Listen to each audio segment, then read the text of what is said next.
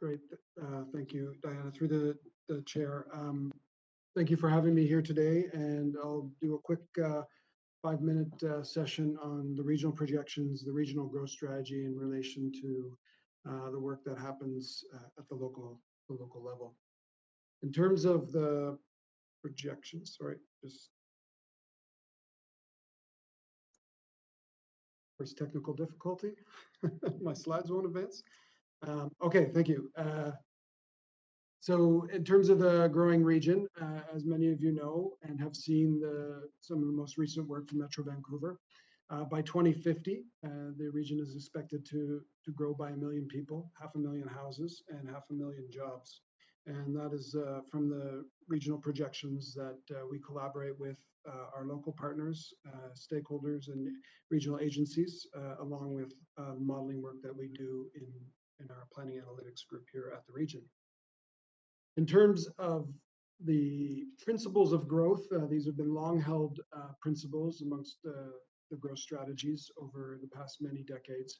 And it's really about focusing growth in the right places, so our urban centers and our corridors, supporting the creation of complete connected communities, and this is in relation to the work that we're doing with TransLink and the regional growth strategy, and linking transit investment and other service investment to communities across the region to support accessibility, walking, and diversification of housing types.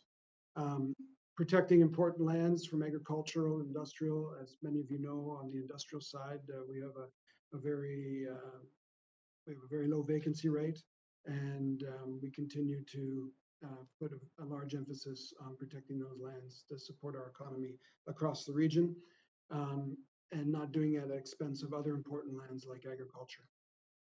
And the last bit is about supporting better mobility choices. So this is how do we invest in the infrastructure and support growth and focus growth into locations that can help us ensure that we efficiently invest in our infrastructure across the region. In terms of how we collaborate, as many of you know, the Metro Vancouver is a federation of municipalities, and it's a continued collaboration as we don't have the entire knowledge base of what happens at the local level, and we are trying to plan regionally and deal with regional issues, but we also know they have impacts at the local level, and so it's a consistent collaboration between all regional stakeholders and agencies and local partners, particularly on the projection side, as there are many projects at the local level, investments and infrastructure projects that can influence population growth. In terms of how the regional growth strategy interacts with the local context, through the official community plan in most jurisdictions across the region. And in this instance, you have a regional context statement at Vancouver, but you're certainly working through your current Vancouver plan.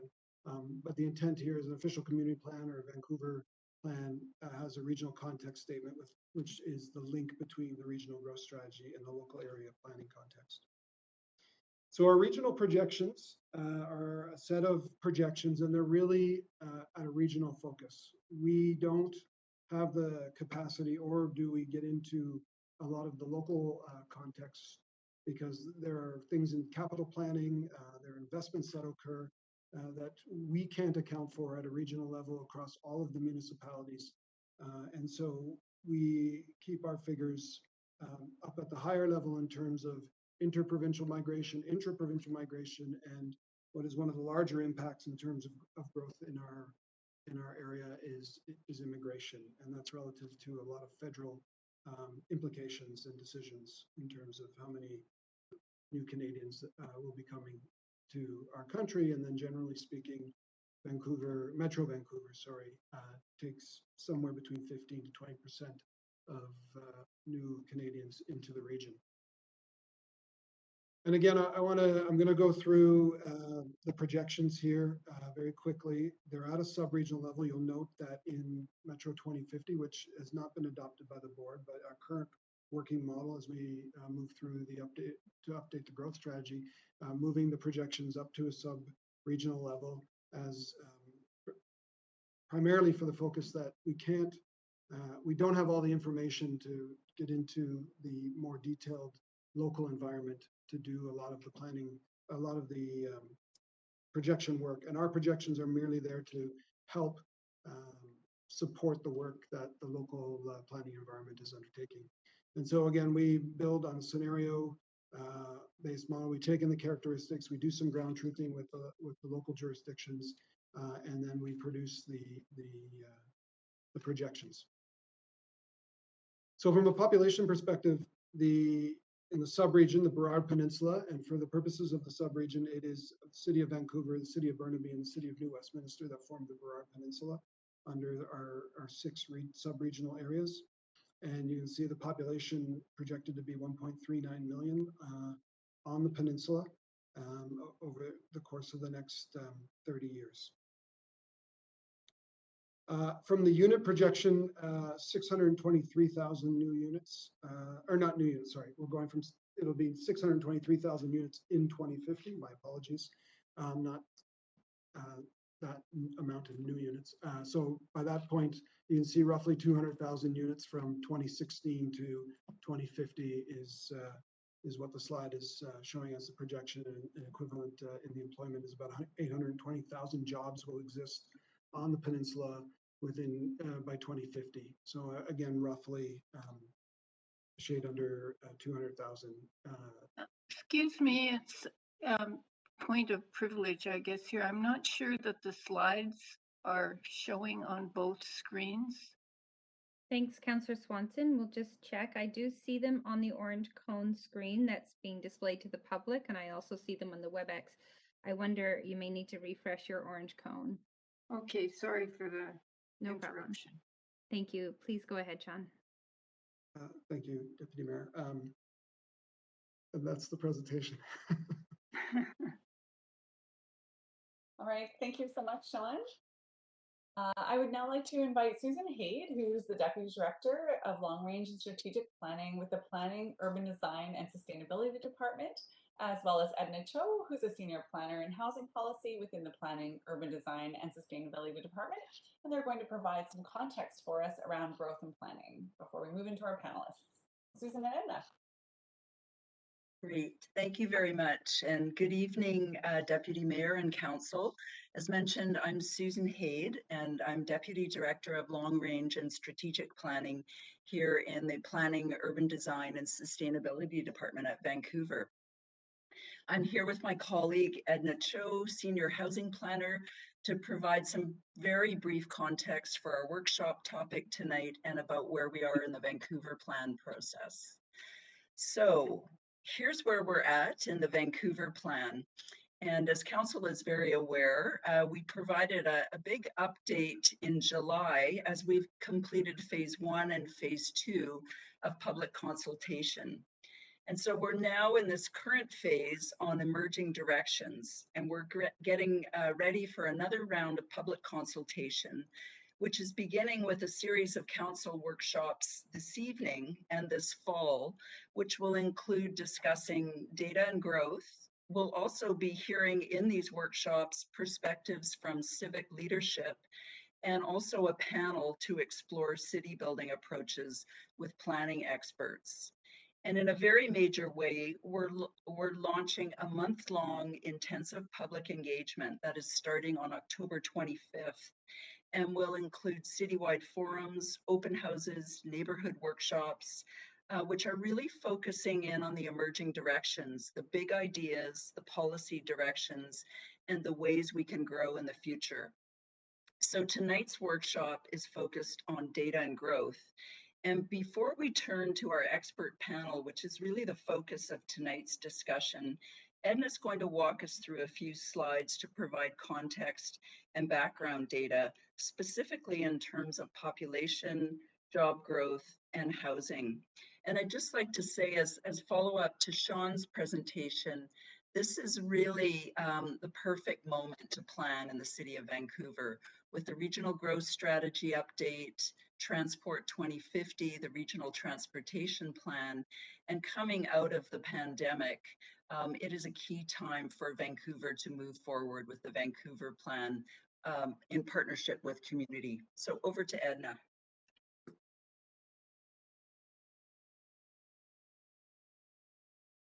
Okay, thank you, Susan. Good evening, Mayor and Council. I'm Edna Cho, Senior Planner in Housing Policy in Planning, Urban Design, and Sustainability. Vancouver is the center city in a growing and prosperous region. We're the urban core, the economic engine, and a central destination for tourism and immigration. Although Vancouver makes up only 4% of the landmass in the region, we have 26% of the overall population, 30% of the dwelling units, and a third of the region's jobs.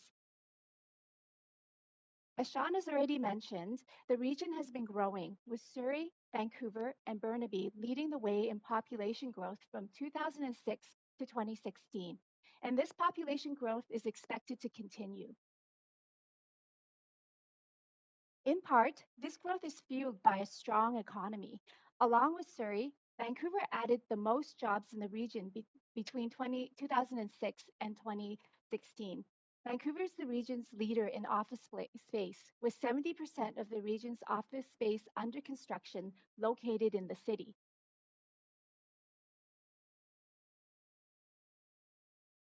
Across Metro Vancouver, we're seeing growth across a number of economic sectors, from established ones such as information and cultural services to emerging sectors such as the green economy.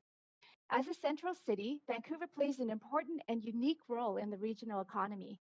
The city has a large and growing concentration of jobs in professional, scientific, and technical services, and we're noticing that certain sectors prefer a central city location that allows them to access Vancouver's large, diverse, and talented workforce. A defining feature of Vancouver's economy is its diversity. You can see in this chart that we don't have one dominant industry. In fact, many sectors make up the economy. This diversity is an important asset and ensures resiliency, insulating us from economic downturns. While this strong growth in the economy is great, there are also challenges. The Employment Lands and Economy Review has forecasted the need for space to accommodate up to 184,000 additional jobs in Vancouver by 2051. This means we need housing that's matched to the diverse workforce. We know that 172,000 workers commute into Vancouver for jobs, with a significant share commuting by car and contributing to carbon emissions.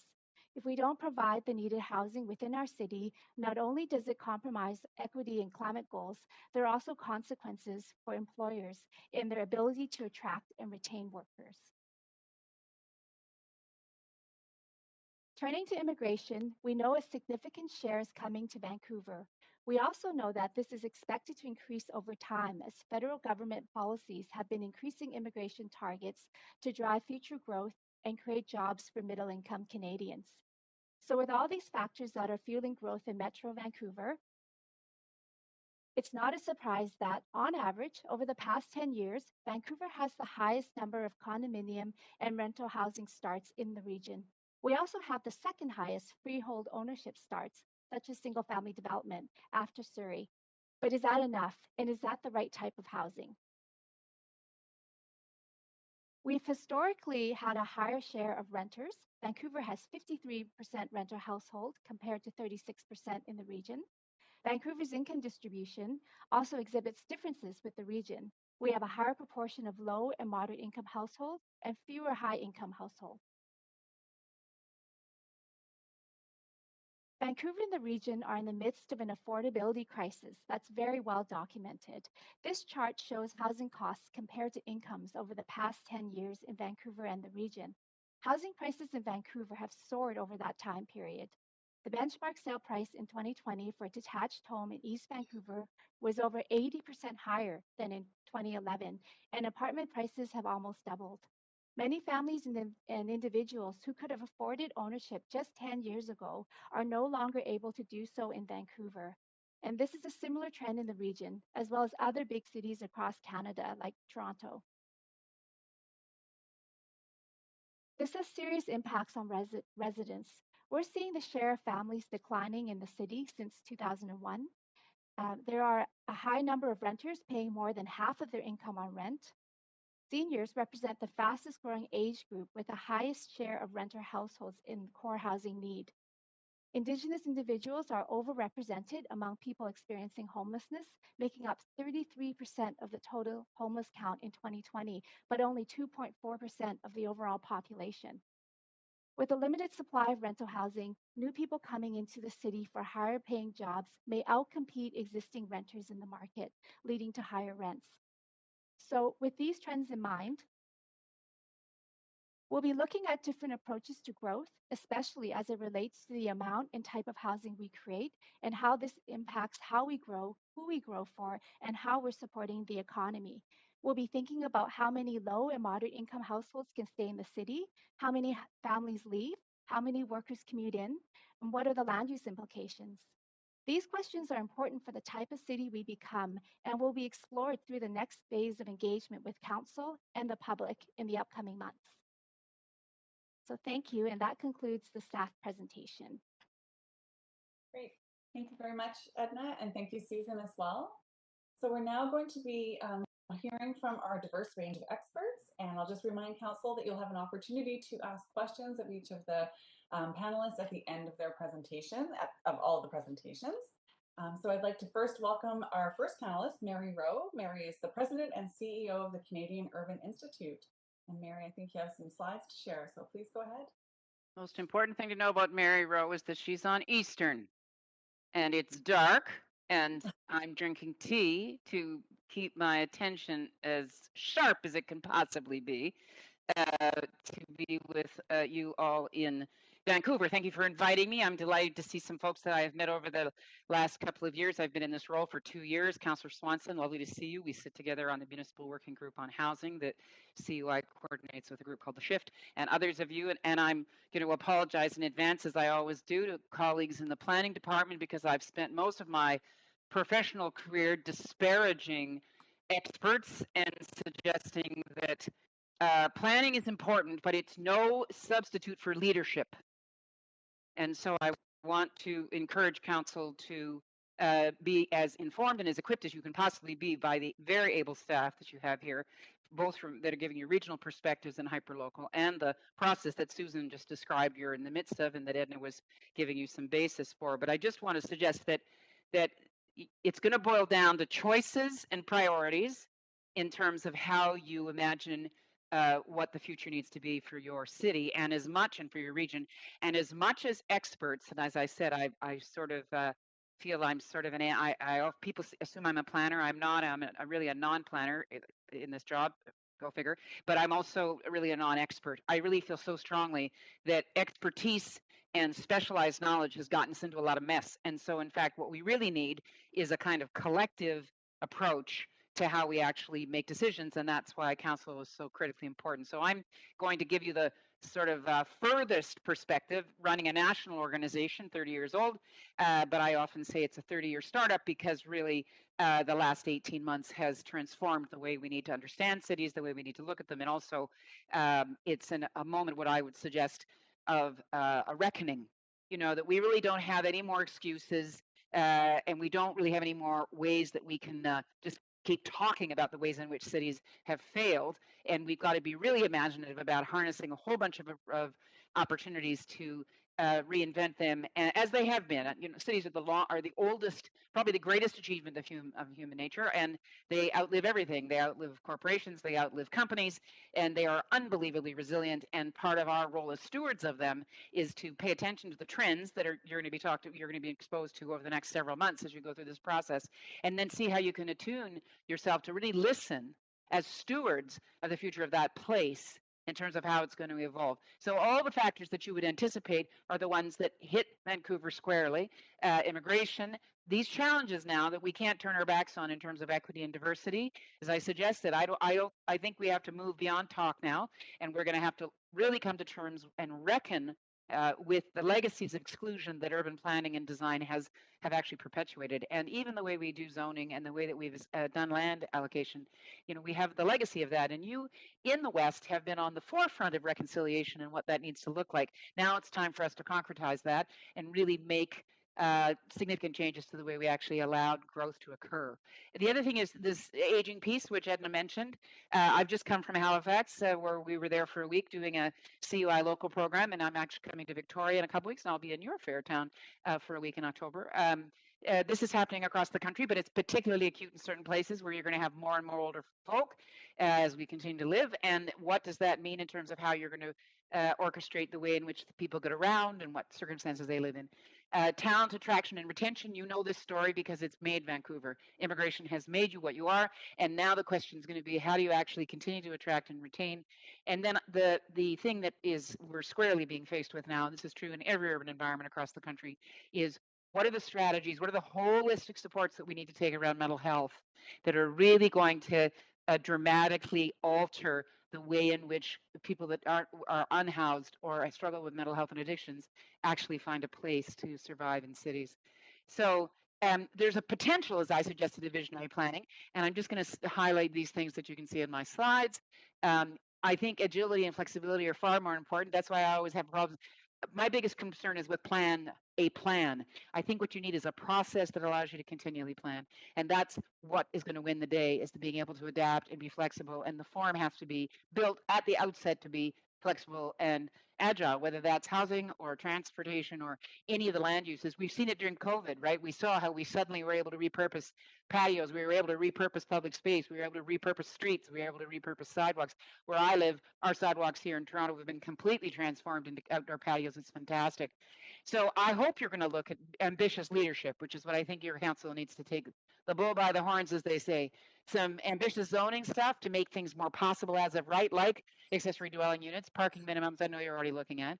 You're going to have to do investments in public realm and placemaking because we're hopefully going to have more people looking out and realizing they need amenities close to where they are. If we go through anything like this again, where our mobility is constrained for a period of time, every neighborhood has to have public realm and placemaking investments. We can't just have it in certain parts of the city. It's ridiculous. And then the other thing I would encourage you to do is always be looking, and I hope the planners who are on the call will agree with me, that we need tools, mechanisms to allow local differentiation. I do not need, nor do you, to go out your front door and see the same chains and the same kinds of built form that you would see in any other city. For heaven's sake, let's make sure that we're supporting and engendering all sorts of really fabulous differentiation and local variation and businesses that reflect and enterprises that reflect the population that's living there and choosing to be there. And let's hope that that means that we're going to think more imaginatively about different kinds of typologies, different kinds of land tenancy, community land trusts, mixed use, whatever it's going to take. You've done some interesting stuff already on this. You need to do more. I'm hoping I'm going to advance my slide. Oh, there we go. Thank you. The other piece is obviously the economy of this. You know, there is no place, there is no community without an economy. That is what underwrites why we come together. That's why cities form, so we could trade and exchange. And you've, again, got tremendous assets in this regard, post-secondaries, which need to be harnessed, and you need to be in as close an engagement as you possibly can for them to help solve some of your problems. City Studio is a great example that was incubated in the West and that we're trying to advance across the country. Hackathons happen all over the place. You've got an enormous cognitive surplus in the tech sector. We see it not just in the tech sector. I think it's in tons of retirees who've got bandwidth to be put to work to help us solve some of these challenges. And you're already doing some of this, creating new investment vehicles for Indigenous businesses. We need a whole bunch more of this. Caroline Hilton from Indigenomics is on your doorstep on the island, and you've got a perfect example of an extraordinary development that the Tsleil-Waututh and other First Nations are doing on the Burrard Peninsula. So I think that's what you'd call it, but you guys can correct my geography. But it's a fabulous example that I talk about across the country about the Indigenous community actually stepping up and developing housing. And then this notion of ad hoc regional enterprises or entities that don't, you know, in the absence of regional government, although you have one, but that's across the country, this varies. And so I am encouraging us to not get too hung up on what we don't have and to think about, well, how do we get mission focused problem solving stuff that can actually help us address at the local what the particular needs are. And that may well speak to the downtowns in your particular communities or the main streets, however it's configured, but that you start to find ways to not let jurisdictional constraints prevent you from having a holistic kind of collaborative approach. And, you know, some cities have done this. Some municipal governments have done this by setting up offices of urban mechanics or innovation hubs. There are models for you, and I'd love to see you guys be even more progressive on that and continue to do more and more of that. And then the other area where, again, you have the jump is climate activism has been seated there with you for some time. So how can you actually continue to reinforce the relationship with the clean tech sector? You know, a lot of the clean tech innovation is located in your region. Are there ways that your zoning could actually enhance that? Could you have some innovation zones or districts that would do that? This third piece is a piece that I have to do across the country, which is we need a new deal in this country about how transit is funded and how the decisions are made. We cannot have such a reliance on the fare box. It's different in British Columbia. I appreciate your partnership with the province, but we probably need the federal government to get involved in operating transit and understand that it's part of how an economy, a national economy, it's an underpinning that we all need to be pursuing. And I know that you're already continuing to look at building code reform, but I just want to encourage you that I think for us to be able to reach climate targets, we're going to need to have targets and explicit goals. The federal government is starting to figure this out, that if they want to reach their goals, they're going to have to work with municipalities and cities directly. And again, I think you can flex a lot of local muscle in establishing and achieving those targets, both in terms of buildings and transportation. In terms of the affordability that Edna was just speaking about, you know, you really are the poster child for that. It's not, again, unique to you because it's happening now everywhere, but you were early on this. In my previous role, when I came back from the US, I worked in the Premier's office in Ontario. I was calling your colleagues in the city of Vancouver to talk about foreign buyers tax and what kinds of tools were available to us. So you've been facing this for some time, but I think it's no one solution. As you know, there's no one silver bullet here. And my general suggestions are that we've got to defang NIMBY, which means I think getting as of right zoning for all sorts of enabling different kinds of opportunities, that needs to happen across the region so that you don't get into a situation where one part of the city gets it, another part doesn't, and then you start to have these fights. And I'll be interested for council to interact with us about this, to tell us what your struggles are in terms of your own constituencies.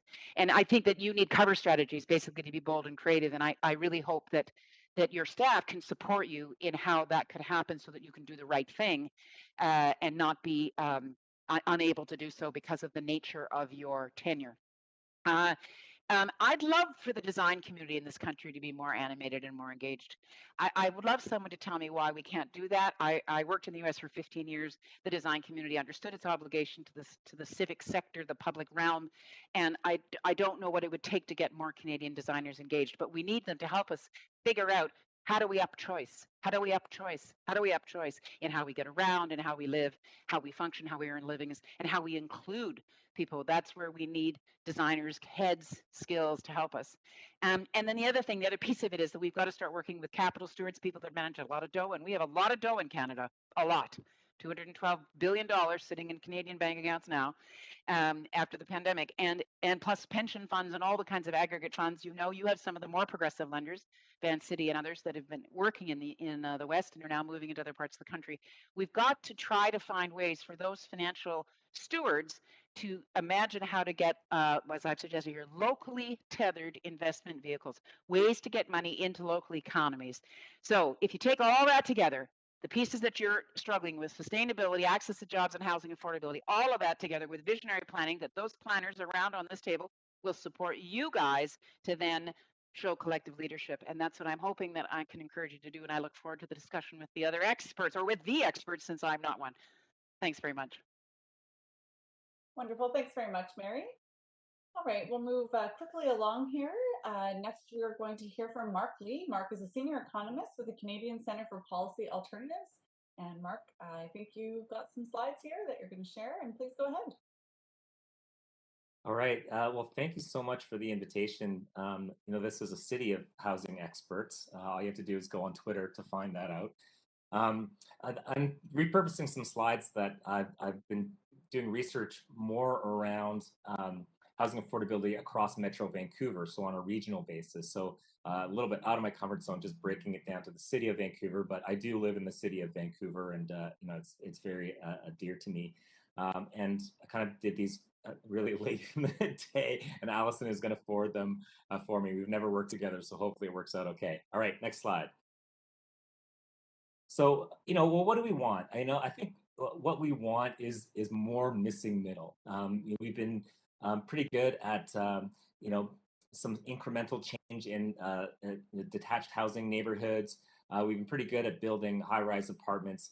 I don't think we've been particularly good, at least not in recent decades, around some of the missing middle stuff, everything from row houses to all the way up to essentially multiplexes and small apartments, and essentially wanting those to be accessible to a wide range of household incomes and types. So a big bang of big missing middle housing, I'd say mostly focused on the RS or detached housing zones. And we want it to be affordable. We want it to be diverse. We want it to be climate friendly. So, we're doing things like having shared walls, building the passive house standards, making sure that they are more resilient to things like the heat dome that we confronted earlier this year, but also anchoring those in housing in closer proximity to where people live, work, and play. And the idea of complete communities in urban planning parlance. I think a lot of this missing middle could be done on small lots that it could be ground oriented. If we cut out sort of minimum parking requirements, the need for large land assemblies, I'd say maybe you could have land assembly up to 100 feet of frontage, but maybe even less would be the orientation. And I'd love to see an emphasis on non-market and rental and using public land to all of those ends. And we should doing this all with the objective of reducing the wealth gap and the phenomenal windfall gains that have gone to homeowners over the past few decades in Vancouver. Next slide. So where do we want it? Again, this is looking at Metro Vancouver as a whole, so it's a little bit bird's eye perspective. But I think we want it almost everywhere. There's a lot of parts of the central city and around transit hubs where we are already pretty dense. But I would focus on the RS zones of the city, essentially the 80% of land where only 35% of households are living on that. And we need to open that up in a big way. So not just more density on noisy main streets, but in the leafy residential neighborhoods near schools, parks, community centers, the quiet side streets. And I would even put Shaughnessy Square into that debate as well. We should definitely densify Shaughnessy. I live 2 blocks away. I just went for a walk there this afternoon. There's nothing happening in Shaughnessy. Every 6th or 7th house is being rebuilt or reconstructed from one giant mansion into another giant mansion. So many of those houses are empty. And we're talking about land right in the center of the city that's walking distance to downtown, to Broadway, and all kinds of amenities. So I would put Shaughnessy squarely on the table.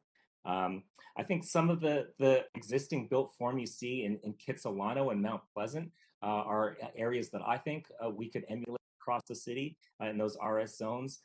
Some of that was built before the current zone, but starting with those zoning schedules work as well. The area I'm in, which is close to Shaughnessy, but not quite, is sort of a medium density RM3 zone in South Granville, is also worth contemplating as well. Next slide. So, here's a very typical street in Vancouver. This is a visualization from the Urbanarium missing middle competition. Next slide. And one of the winners of the competition, suggested this kind of form. So it's still very much in scale with the neighborhood, but at much higher densities. Limited land assembly, but housing a lot more people. Next slide. And these next couple slides are really just to show that we have tons of examples of this already in the city. So we don't really need to reinvent the wheel. We just need to allow this type of development much more broadly across the city. Next slide.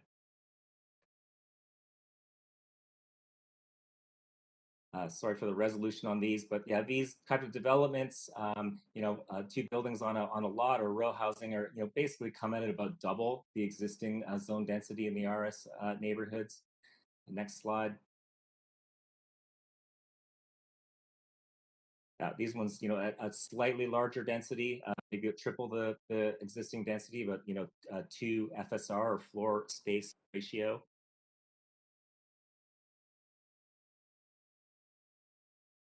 Next slide. sorry, like I said, Allison and I haven't worked together before. So, in some of the big picture, things just to kind of throw the cat among the pigeons, I think what we need is ultimately provincial-led upzoning. There's a lot of local obstacles to this type of development. But I also think that in doing so, we want to, enshrine this principle that all new development must contribute in some way to affordable housing. I'm a big fan of expanding non-market and co-op rental housing.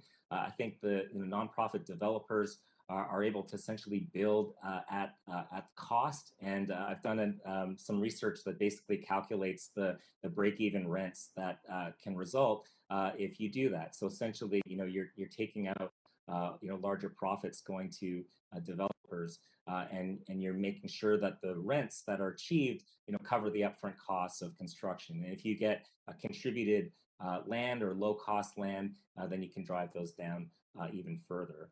On a macro scale, looking at Metro Vancouver, we've done some of the math on that, which is that we're looking at about 10,000 new non-market rental units per year to keep up with population growth and to alleviate the current imbalance. And on a micro scale, looking at ways of how we can whittle down those costs for each of those particular projects. So building with wood frame, generally up to 6 stories, waiving parking requirements, and eliminating community amenity contributions and DCLs for those, which we're already doing for a lot of stuff that we want to build. But I think we also need some effort to increase the capacity of nonprofit developers as well. I'd love to see public land play a big role in this. So I think almost everyone agrees that we should be using existing public land owned by the city or the region or the province or the feds, and putting that on the table for developments that build out affordable housing capacity. But I think we should be thinking about a pipeline of more public land, especially for that purpose, and using progressive property taxation techniques to have the money to be able to purchase that land. A lot of that could be turned over to the nonprofit sector to build out the type of housing that we want. And I think overall, there's a bigger conversation that's bigger than the conversation here today around reforms to the property taxation system, more balance between the very preferential treatment that homeowners get compared to renters, things like eliminating the homeowner grant.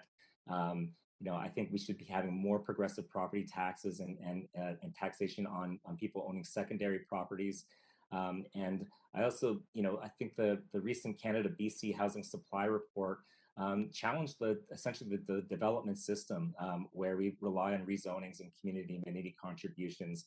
And we should be shifting away from that type of model towards pre-zoning for higher density and having certain conditions attached to that.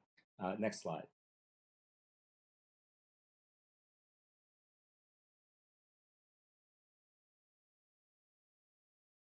Next slide. So what would this kind of look like, sketching this out? I would love this to be the conversation that we have in the election campaign a year from now. But, on those RS zones, basically doubling and tripling the existing density that's allowed. So in FSR terms, from 0.7 to between 1.5 and 2 FSR, that would allow anywhere from 6 to 12 units on a standard lot. You'd have some potential for assemblies to take advantage of the space in between houses. These would be ground oriented, very efficient into not having a lot of area lost to common areas. And it would allow for a lot of diversity, and potentially you could even go higher density on the corners. And some folks are suggesting up to a 3 FSR on a certain site. So you have this higher density landscape punctuated with some higher buildings and making it interesting. I think there's a lot of scope for changing the way that the zoning schedules are set out. So reducing the front and side setbacks, and that way you could get the same amount of density with more modest increases in height. I think there's a lot of scope for architects and builders to do some interesting forms, but also, maybe we should be thinking about the success of the Vancouver Special back in the day, much derided by some, but workforce affordable housing for immigrant families for many decades. And the idea that we could have pre-approved templates that would essentially be a matter of an over-the-counter approval at City Hall is very appealing. And they wouldn't necessarily need to be one template. You could have a whole series of them for standard lots or double lots or even multi-unit housing. And of course, minimum parking requirements would be eliminated as well. Next slide.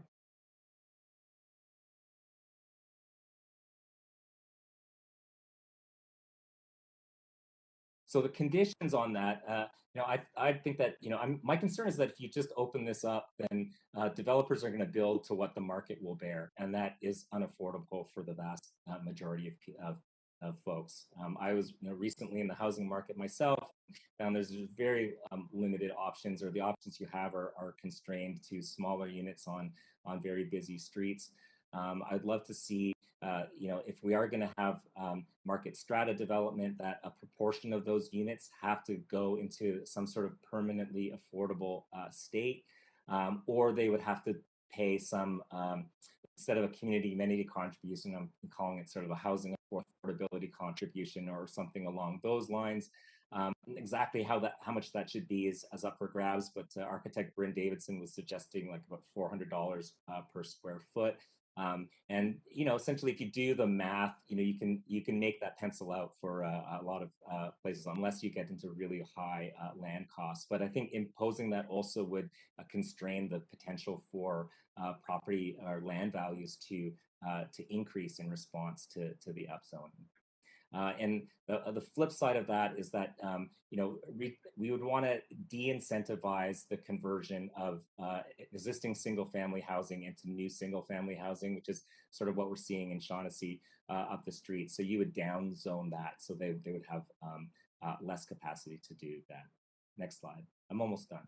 So Mark, I just want to let you know we're just at the 12-minute mark here. So if you could maybe just bring it to a conclusion to make sure we have a chance for the other panelists. I know we're trying to. This is my last slide. So essentially, what would this look like? I mean, you could have a market strata development with an affordable housing contribution. So either they're building in kind or in cash contributing to affordable housing. The idea of like aging in place, seniors who have a property, who may want to stay on that property, could redevelop their property, or multi-generational housing so that there's more capacity, potentially partnered with a nonprofit. I think that's an interesting model for building out the detached housing neighborhoods. And market rental, of course, and then a non-market and co-op rentals. And if we get contributed land, then the potential for like much lower than market rents is possible. And I'll leave it there and look forward to the discussion. Thanks so much for having me here. Great. Thanks so much, Mark. All right, we'll move swiftly on to our next panelist, and this is John Rose. John is an instructor with the Department of Geography and the Environment at Kwantlen Polytechnic University. And John, I think you have some slides to share as well, so we'll just get you loaded up there. Yes, excuse me. So we should be good, I hope? Yes, please go ahead. Great. So Vancouver 2050, an expert discussion on planning and growth. Lots to discuss. Thank you for inviting me to speak. I'm going to focus on planning for housing provision and on the city's shift, especially since the 2017 Housing Vancouver Strategy and continued here in the Vancouver Plan, to a more expansive assessment of housing need and a more prescriptive approach to addressing that need via target setting for new housing development.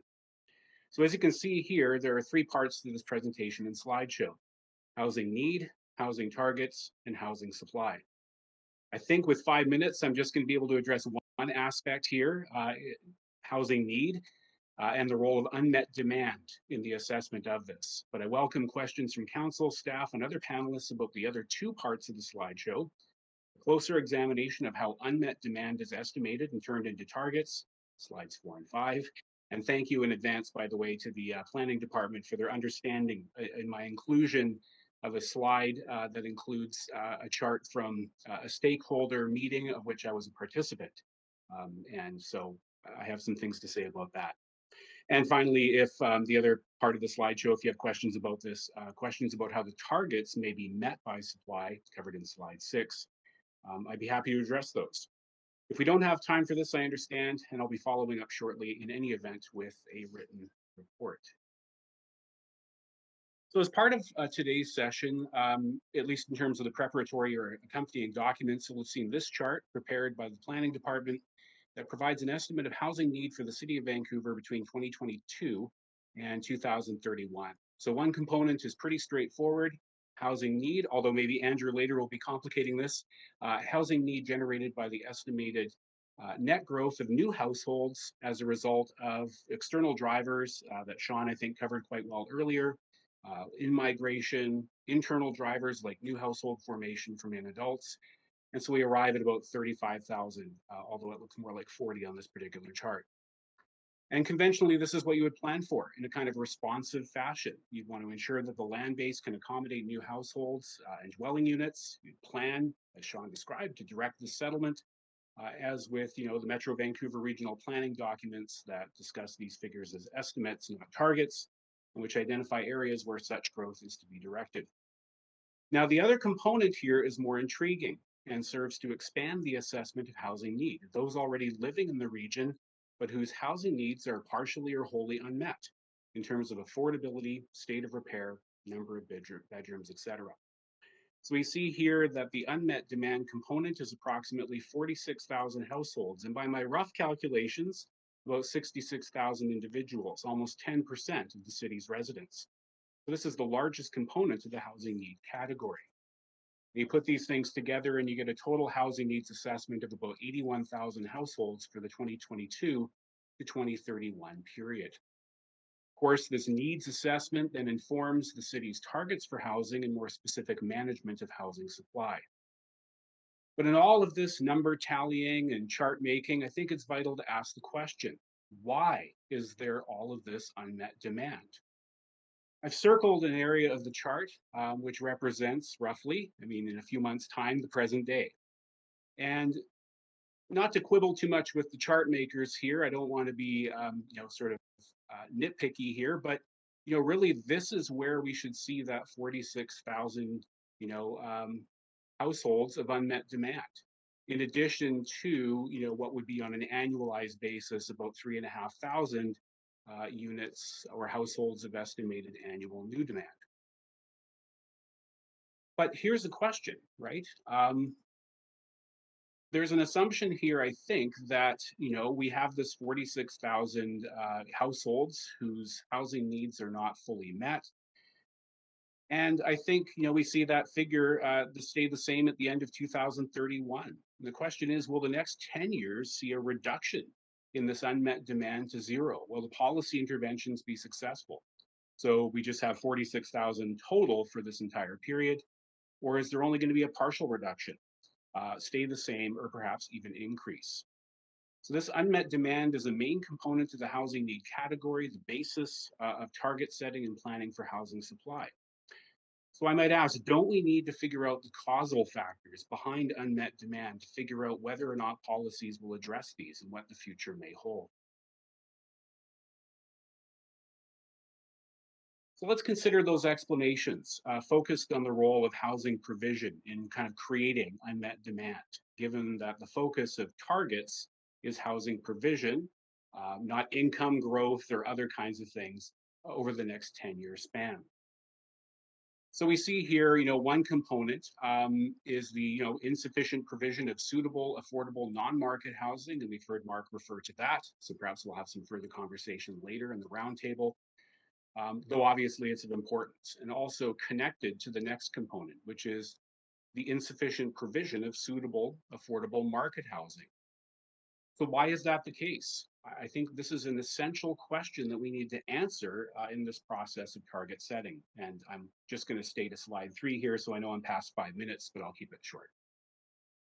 We see changes in housing costs, and as Edna showed earlier, Ms. Cho, we saw here this chart. And we might ask ourselves how that's correlated with the changes in the factors affecting demand for housing.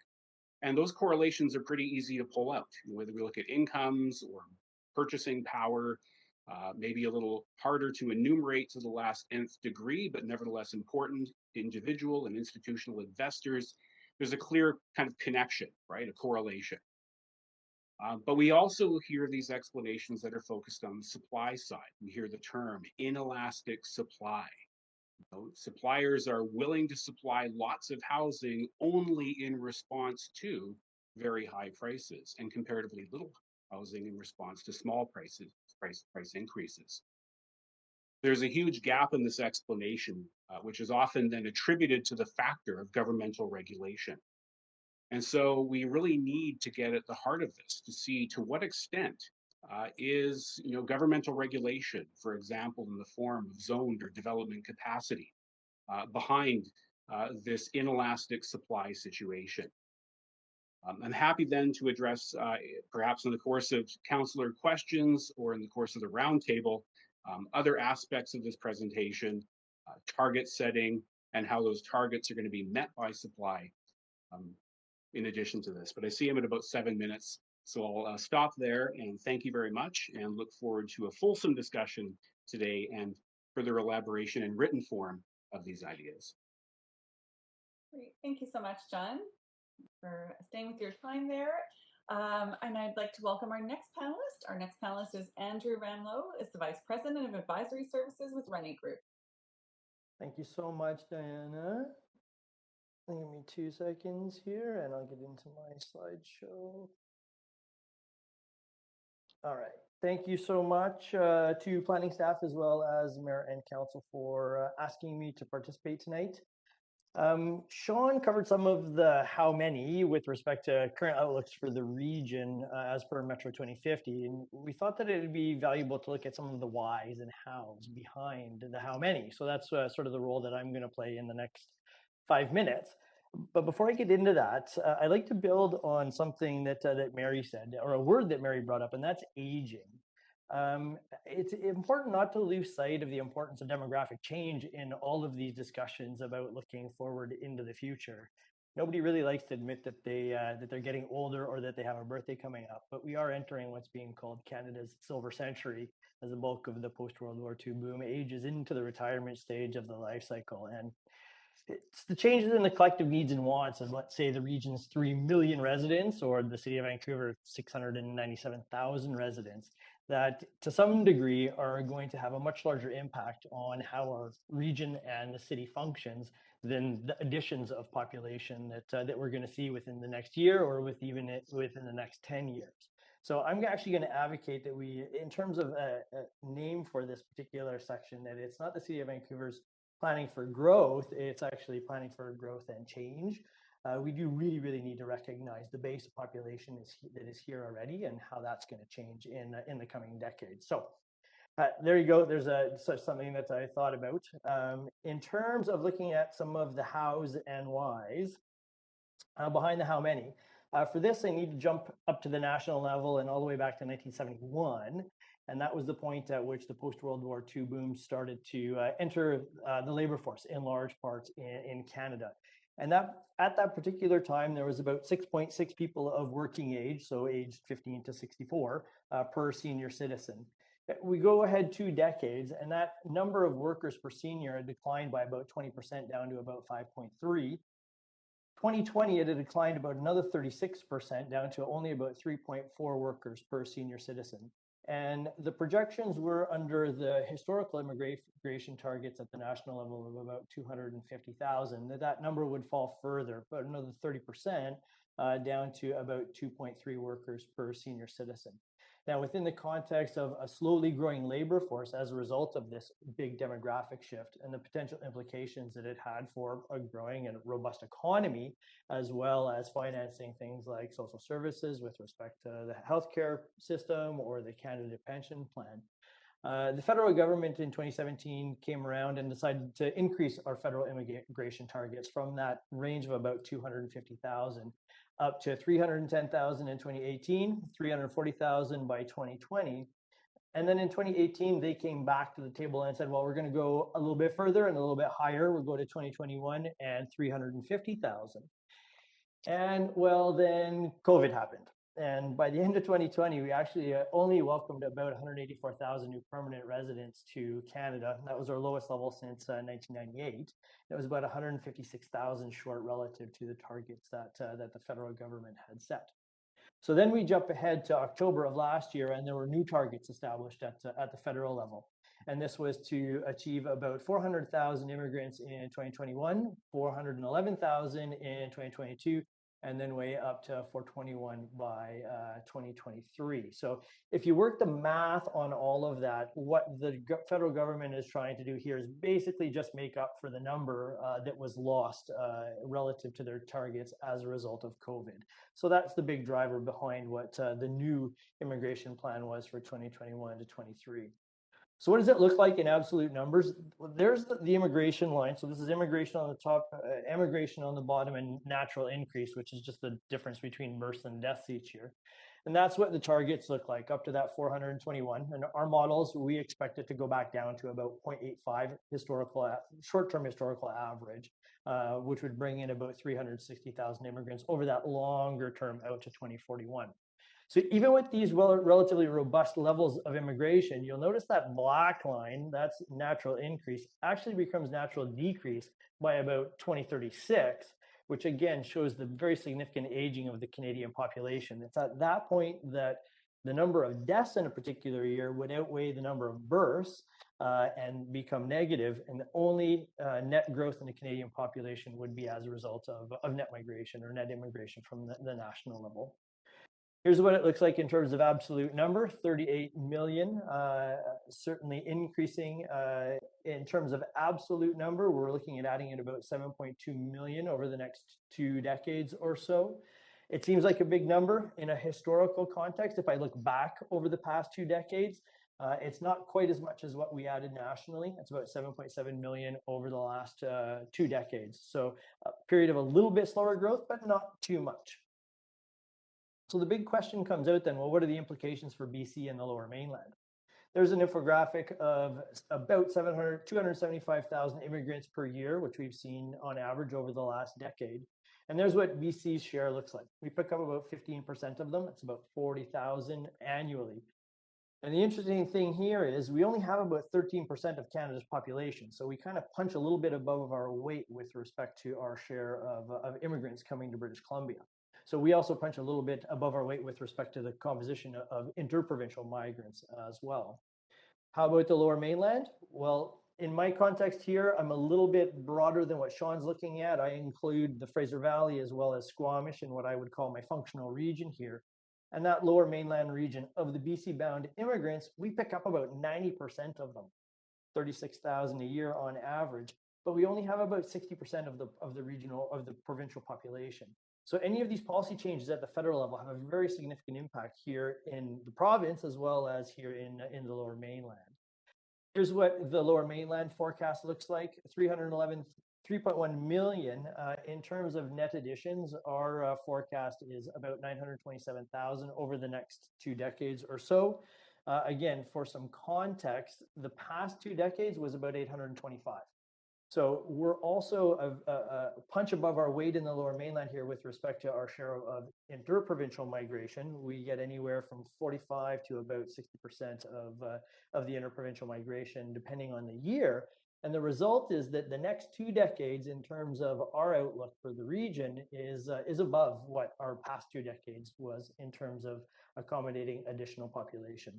And I just should note as well that my population forecasts align very well with the metro projections, which are just a little bit of a smaller level of geography. And I worked with Sean's technical crew in terms of development of the regional projections as well.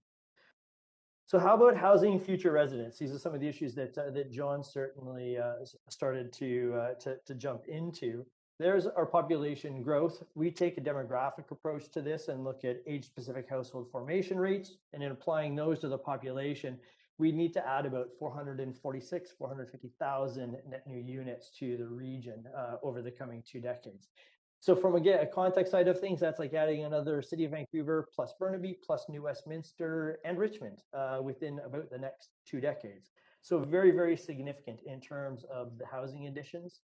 Why does this matter? Well, we all know that most communities in the province are already experiencing issues of both availability and affordability. And this situation is only going to persist if housing supply doesn't exceed expected demand from population growth and change. With that being said, the region's also expected to accommodate about 570,000 net new jobs, all within a relatively limited land base. So some very significant challenges on the land side as well. But we also have another tie in here as well. There is a fundamental link between a robust housing stock of available and affordable housing and our ability to attract and retain workers that's going to allow us to grow and diversify the region's economic base. So some interesting aspects there as we certainly boil down to the citywide level as well. Cities played a very, very important role in shaping the region's economic and demographic landscape to this point in time. And it's through things like the city's housing targets, the 10-year housing targets, as well as the longer-term van plan that will be able to contribute into shaping the coming years in terms of going forward and what the region looks like. So with that, I'm going to say thank you, and I look forward to the questions as we get into that part of the discussion. Well, thanks very much, Andrew. All right, and our final panelist this evening is Dr. Julia Harton. She's an assistant professor at the School of Community and Regional Planning at UBC. So Julia, please go ahead, and I think you have some slides to share as well. Yes, let me just pull up my slides, and in the meantime, thank you for inviting me to speak tonight. Can everyone see the slides? Good. Okay, great. So I thought I would take a step back and provide some more basic or perhaps fundamental lessons from the literature and the recent research about how growth and planning for growth and housing interrelate. And I think the other panelists have, and as well as Sean Calloway, have made a good point of convincing you that growth is likely going to happen. Jobs are going to be created in Vancouver and in the region in the coming years. And another reason perhaps to be confident that this growth really is coming is from the literature, because if you look at the industries that are driving growth, the industries that are going to add jobs to Vancouver, all of those are knowledge and service-based industries, businesses that are disproportionately density dependent and who are going to demand urban space when it access urban labor force. And I can talk about that more in the questions if needed. Having said that there is compelling evidence that growth is going to come, I want to make 3 points to just keep in mind as we think about planning for this growth. So the first one is to remind everyone to think about time along with equity when thinking about planning for growth. So one of the fundamental lessons of studying urban land markets is that when cities grow, demand for urban space goes up, and with that increased demand, land values generally grow up. And if that space is scarce, meaning that there's more demand, than supply, then that even further adds fuel to this growth in land values. And the second fundamental lesson then is that those that have bought land earlier on in that growth trajectory are going to be able to profit more from it. So again, other panelists have made that point, but just to stress that those that have bought property when land prices were lower, when demand was lower, at the perhaps earlier stages of the growth trajectory that Vancouver has been on, they're now sitting on land that is just becoming more and more valuable with time. And newcomers, on the other hand, can never catch up to that for once, but are also increasingly excluded from benefiting in that growth, right? From accessing home ownership. And so because of how land markets work in our current system and the system that we're operating, this fundamental inequity between earlier and newer and future residents of Vancouver is almost built into the system. And the key to addressing that, the literature and research tells us, is to consider to tackle scarcity, to tackle this element of scarcity that is a further amplifier of prices amidst high demand. And ways to address that scarcity, again, other panels have made the point, is to increase what can be built, to increase zoning to allow for building up, basically, creating more accessible, valuable urban space by increasing how each location is used, how intensely it is used, but also by increasing accessibility, by creating connectivity, by investing in transportation infrastructure. In either case, the point to take away is that the earlier we plan for this growth, the better, because the longer we wait, the longer we play into this scarcity factor. And the more we contribute to that inequity between earlier, newer, and future residents of Vancouver. The second point I want to make is that knowing that jobs are coming, jobs are going to be added to Vancouver, created in Vancouver, people are going to come too. So just to make the point that even if we don't plan for housing to accommodate that growth, people are still likely going to come. And I just want to show here quickly an image from my dissertation research, which I did in Shanghai. So a little bit of a different context, but I think the lesson still holds. So for those of you that are not familiar, this is kind of a typical residential neighborhood in downtown Shanghai that you would find almost anywhere. And doing my dissertation fieldwork, I found out that a lot of these spaces, from the outside, formal spaces, actually housed many, many more people than what is allowed there. And so, this is perhaps an extreme, but one example of how people are going to make it work. I found out through ethnographic work, and I can talk about that more, that a lot of these people are coming, in this case Shanghai, but were coming to Shanghai to take jobs, and they were willing to make it work, even with incredibly unaffordable housing, very low starting salaries. And they found ways to, within the formal built environment, make it work for them. So all that to say that if we don't plan for housing, but we know that growth is coming, this will not necessarily lead to less people coming. It may lead to some people not coming to Vancouver, some people choosing not to come, and those are typically going to be the ones that already have a lot of options. So high income, highly educated individuals may choose not to come. But especially for lower income residents and lower income individuals with fewer choice sets, not building the additional housing that is needed will likely push them into considering subpar and in some parts even unsafe housing situations to be able to stay and participate in the economic growth of the city. And so if you look at the percentage of households, especially lower income households that pay almost or over 50% of their income on rent, we already see that we are on that trajectory where people making sacrifices in order to stay in Vancouver and participate in that economic growth. And finally, I want to make a point about renters and data. So in the staff presentation and the material that we've all had available for the meeting today, we read that the majority of residents in Vancouver already today are renters. And with homeownership and land prices rising, homeownership is becoming increasingly inaccessible. And so the importance of renting is only going to increase over time. At the same time, we know very little about the rental housing market. So there's currently no good data to understand the secondary market, so the market for tenure conversions, such as single family rented housing or condominium housing, which in Vancouver make up for over half of the rental housing stock.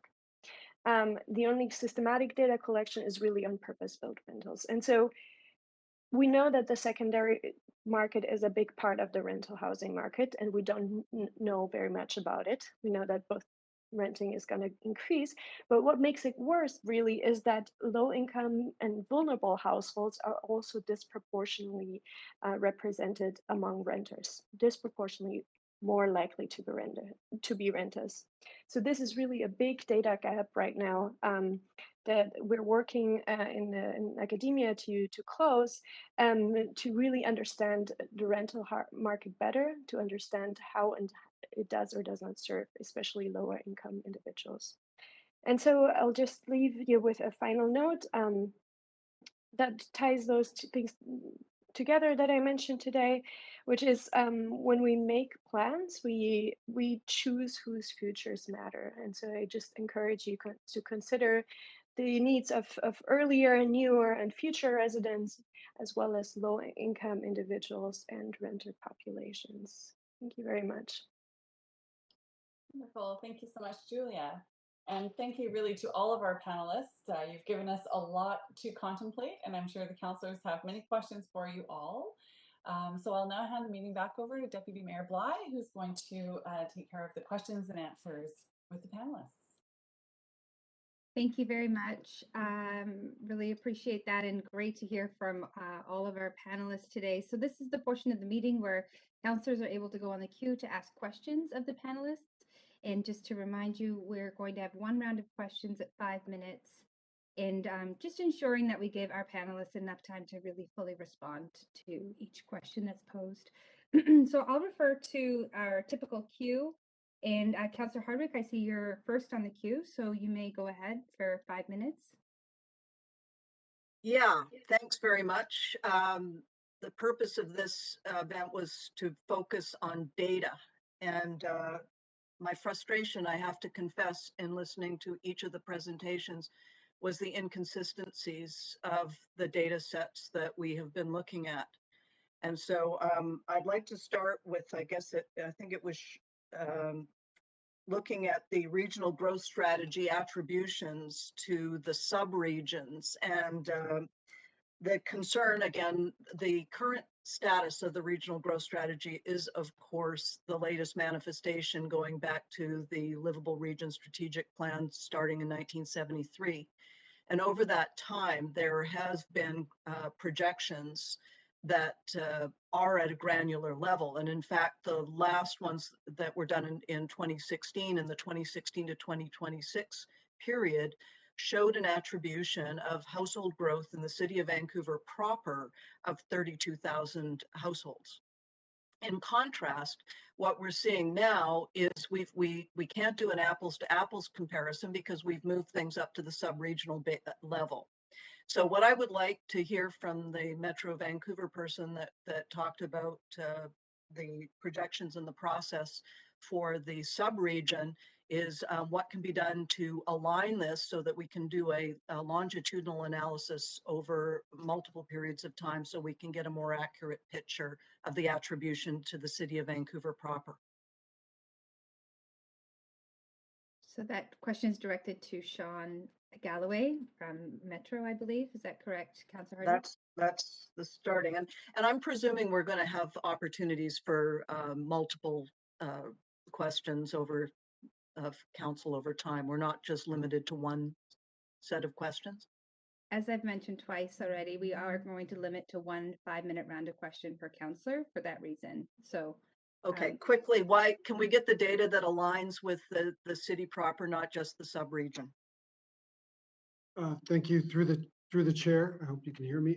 Through the chair, we do have that data, which is a core service we provide, and we'll be releasing that in the next couple of weeks. Each municipality has in some way asked for it, and we will be working with City of Vancouver staff to provide that. But again, the city level data will not, at this time, is proposed not to be in the regional growth strategy for a variety of reasons, one of being which is hard to amend the regional growth strategy so the data becomes somewhat stale. Okay. Thank you. So just pointing out that the Housing Vancouver targets are more than double the regional growth strategy attributions to the city over the same decade period. I'd like to go to John Rose in the interest of time. What's your assessment of the housing needs estimate from 2022 to 2031 as presented by staff? Right. So thank you. That was kind of the second part of the presentation, which unfortunately I didn't have much time to even get into. I'm going to share, if you don't mind, the slides from that portion of the presentation to maybe illuminate kind of what I'm addressing here. So I'll skip to the next slide here. So in the backgrounder to the to today's session, staff provided us with this sort of updated housing needs assessment. You'll recall that the first chart I referred to had about 81,200 households in total. And I just was interested here to see that we actually dropped down to 73,200. So we have 8,000 fewer than the 81,200 housing needs assessment. Unchanged is the projected 10-year growth in renter and owner households of 35,000, which I know Andrew has probably sort of suggested some questions about, but we see it here being basically where it is and where people have in discussions in council kind of thought it would be. My interest is in really the sort of unmet demand component described here as existing needs. So we see homelessness, 3,200 individuals, SRO replacement, 7,000 singles units, and renter and owner households overpaying on housing at 28,000. Which then collectively, make up more than half of these targets for the next, 10-year period. Now, I appreciate it, as I mentioned, staff's sort of latitude in allowing me to share with you some earlier draft work on describing targets. I was a member of this workshop back in May 2021. John, we're just at the 5-minute mark, so if you can wrap up your response. Sure. I'll follow up with the written report, but there are discrepancies here in terms of the figures. And I know it's kind of an iterative process. This is, well-intentioned individuals trying to get a handle on this. But I just want to emphasize that the kind of inconsistencies do raise questions about the nature of these numbers, whether they're evidence-based or aspiration-based. Okay. And, a skeptical member of the public might say, you've got 81,200 and that's your number. And now you're kind of backfilling the justification for it. So I'll leave it there. Thank you. I apologize for the time. I guess I should have done 12 minutes to begin with. No problem. Thanks very much. And there is going to be an opportunity. The panel is going to have a roundtable. They'll be listening to the tone of questions that councils will be asking and can respond in that discussion as well. So, or listen to the content, not the tone, the content of questions from councillors. So I'll go next over to Councillor Swanson for 5 minutes. Go ahead, please, Councillor Swanson. Yeah, I've got two specific questions and one huge concern about homelessness, which hopefully you can address when you do your discussion amongst yourself. So the first question I wanted to ask John Rose, and the second one I want to ask Mark Lee. So the first one is, do you think that adding more expensive rental will reduce prices over time? And for Mark, I wanted to ask, what do you think the role of vacancy control could be in achieving more affordability? Thank you, Councillor Swanson. I'll be very quick. I am skeptical about these kinds of sort of trickle-down models of housing provision, which suggests that if you supply expensive units, that this is some sort of knock-on effect that produces less expensive supply elsewhere. I would advocate to address the issues here. We need housing provision across all affordability bands, and we need it now. Okay, thanks. Thanks for the question, Councillor.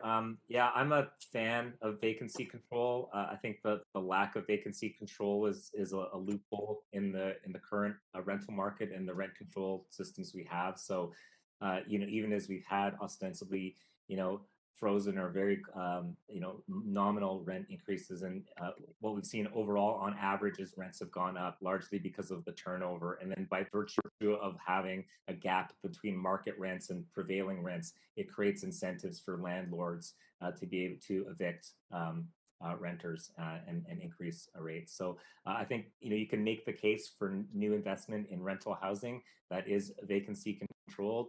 There's a rate of return. That's the flow of rental income that flows back to the initial developer over time, and that should be sufficient. They shouldn't be relying on windfall profits by virtue of holding that land. since I've got 3 minutes left, then I'll ask, thanks, Mark. What would you guys do about how would you guys end homelessness? Does anyone have any good things to do off the top here? I once asked that question to you, Jean, and you said the reason people are homeless is because they have no homes. I think that's the right answer. We need to build homes. Yeah. So you said, Mark, we need 10,000 units a year. That would cost about $5 billion. So do you have any idea? I mean, you had some ideas, progressive property tax, getting rid of the homeowners grant. Do you have some other ideas as to where the rest of the dough could come from? Yeah, I mean, I've done a paper on like crunching out the numbers on that one. I can't remember the exact total of that was, but I think we have huge windfall gains that have gone to existing landowners in the city. I myself have benefited from those immensely, and a lot of people are sitting on gains that will never be taxed under the current system in terms of income tax or capital gains. And I think that's the tax base, we need to go on. So that's why I think, moving to more progressive property tax and regimes so that we have more brackets. We're already doing this provincially with the school tax, but it'd be great if the municipality could have similar powers to do that type of taxation.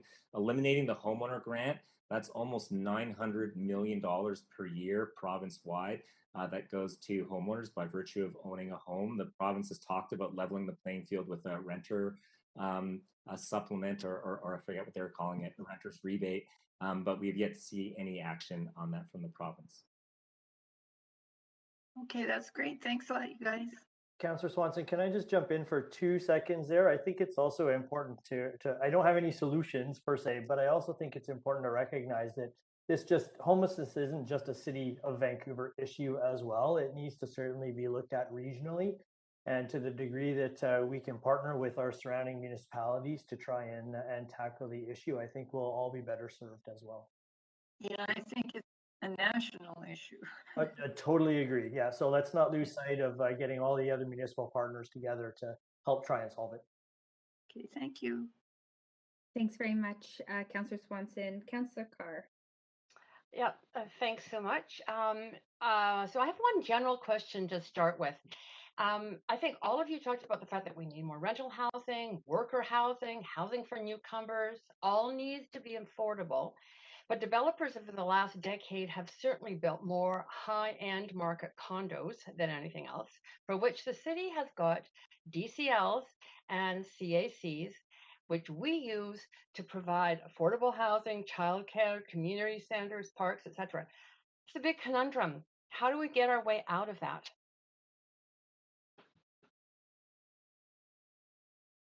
I'll jump in. I mean, I'd like to see a lot more upfront public investment in affordable housing. It's really just the upfront capital cost that needs to be overcome, because once you build something, you have a flow of rental income that goes 50, 70, 100 years into the future. So this housing basically pays for itself. If you do it as a public or non-profit model, you can get break-even rents that are much lower. Again, also if you're waiving minimum parking requirements because it's very expensive to dig large holes in the ground, waiving DCLs and CACs for those type of projects. And if you have contributed land, so I did some of the math on this recently, and you could get, basically, on a nonprofit with a 50-year mortgage, the cost of a one bedroom, it could be as low as $1,273 per month. That's still not cheap for some, but you could use that as an average, and across a whole development, you could do some cross subsidies so that a number of the units, say a third of the units could be closer to market rate, and a third of the units could be at something like, much lower, $700 to $800 per month. So for the very, very poorest, there's still going to need to be some kind of additional income or rent supplement subsidy. But if we do like a public not-for-profit model in terms of the build out that we need and do it at scale, we can deliver affordable housing. The economics do actually work. And does that, and Mark, would that work with the city supplying the money? And if we don't have as many CACs, but, or are you saying use the CACs in that regard, or borrow in order to build that housing and recoup through the rental? Is that the model?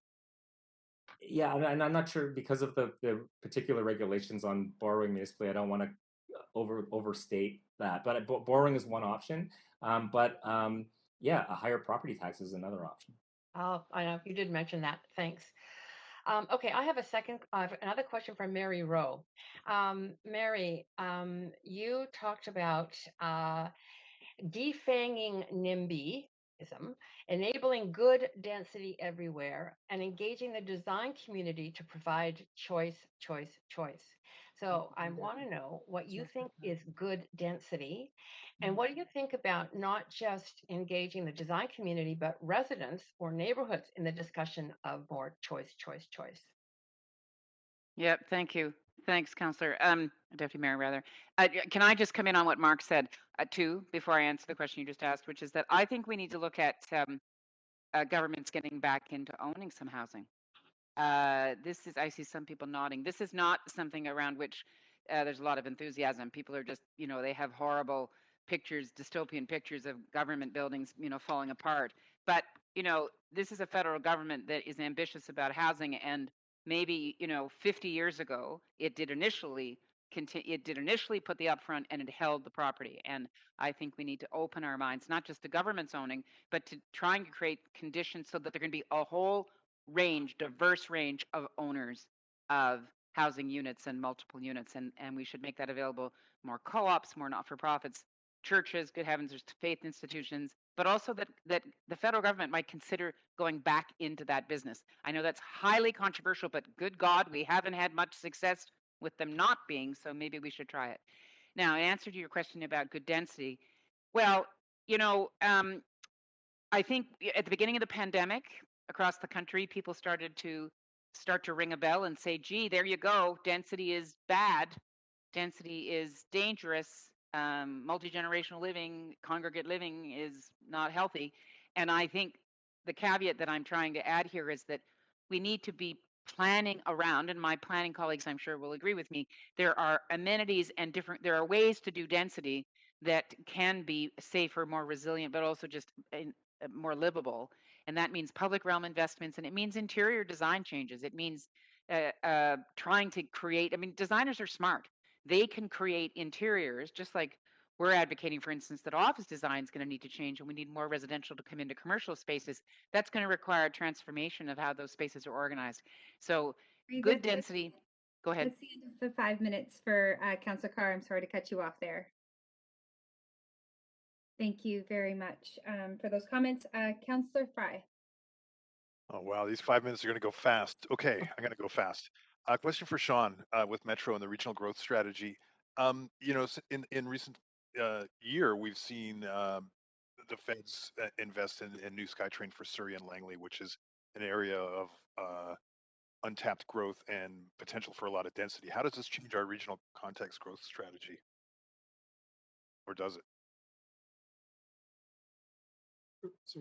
Thank you through the chair. Certainly, the growth that's occurring out there and those types of investments that's part of when we go out to engage at the local level. We understand some of those larger investments that are occurring, and we're partnering with TransLink in terms of their transportation strategy and aligning our projections with those investments going out there. So most of that is baked into the current projections that you see forthcoming. Okay, so we're not anticipating a rethink for the Burrard Peninsula relative to the new growth south of the Fraser? No. Okay, thanks. Moving on then, a question for Mark. Mark, you mentioned a lot about provincial-led upzoning and both eliminating DCLs and CACs at a time when we as local governments are experiencing a lot more provincial downloading and increased costs. I'm curious why you hadn't explored some of the different tools, like rather than say upzoning, actually downzoning with the new provincial rental-only zoning legislation that provides us an opportunity to effectively downzone land for housing that we need.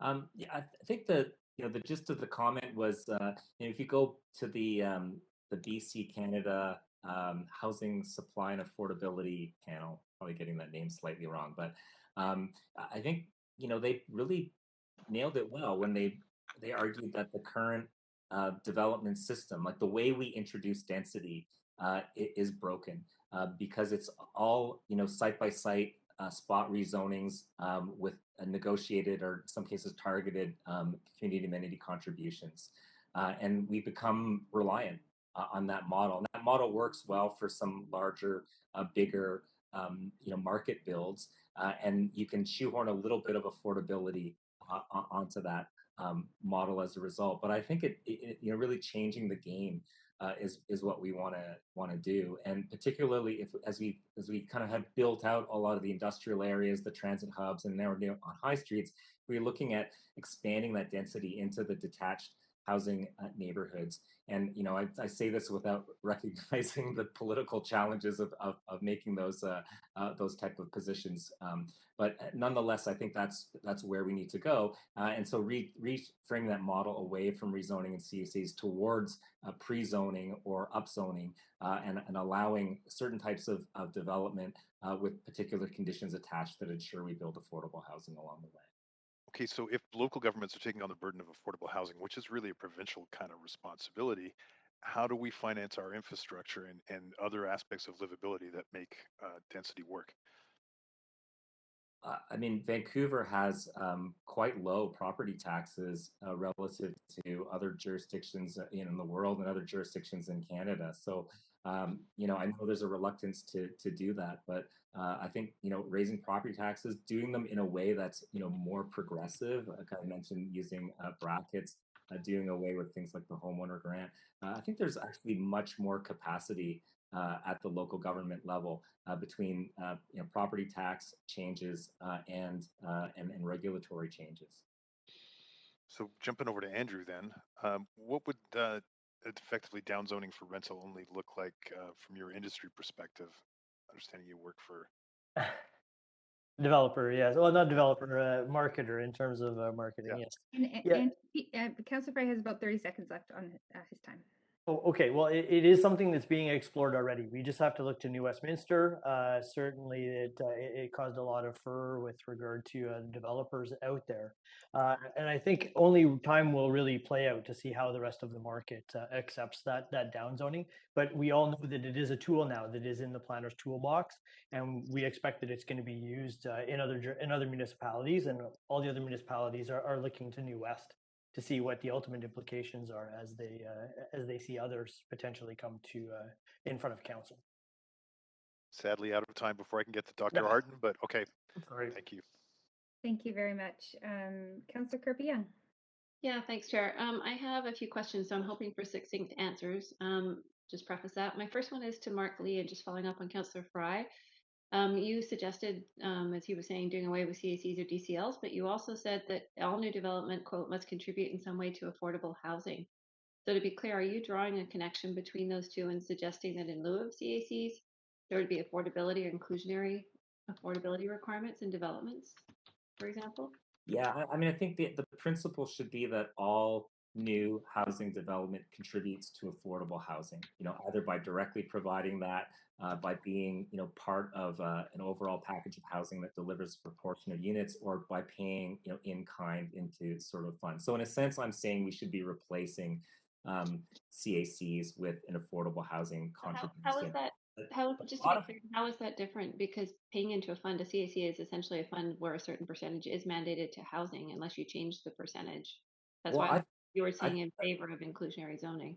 Well, I feel like local governments have been relying too much on having the new growth paying for new services that benefit everyone, rather than having everyone pay for those services, so that we all, through our property taxes, pay for the childcare that we need and the libraries that we need and community centers we need. We don't just rely on new developments and a community amenity contribution to cover that. But we should have something like a community amenity contribution that's specifically targeted to housing. I also am really, not too happy around community amenity contributions that go for, like, public art that's of dubious benefit. Well, maybe we could have a follow-up conversation offline on that because those dots are not connecting for me. So I just wanted to flag that. I do want to move on though, just for time. My next question goes to John Rose, and it's on the data, the backgrounder that was shared. And I'm wondering if you can comment on if you see a changing role or what that changing role looks like for Vancouver, because yes, we are going to experience growth, and so are all the other regions. But I was really interested to see that in terms of population, employment, and dwelling units, Vancouver will start having less than relative to the region and others. So, AKA Surrey will eclipse Vancouver, people will move to suburbs more, etc. So, can you comment on if you see the role of the city changing? I mean, that's a great question, right? Because sort of what's the assumption in terms of your planning? Is it to essentially just kind of respond to things and just provide a sort of facilitating framework for, development, population, jobs to kind of occur where, they might quote unquote naturally occur? Or are you taking kind of a much more activist role in trying to say, look, we want this percentage of jobs to be located in, the Burrard Peninsula, or Vancouver proper. We want this, being directed there. And then what's the basis for that? And how does that kind of create perhaps some tensions with other municipalities in the region and with Metro Vancouver as a whole? I don't know. I'm a little bit skeptical of the power of governments to exercise that degree of control over things. But at the very least, that process should be as kind of data driven and evidence based as possible, with assumptions clearly laid out. Okay, fair. I think it's a really interesting question to ponder. So I appreciate that in the background data.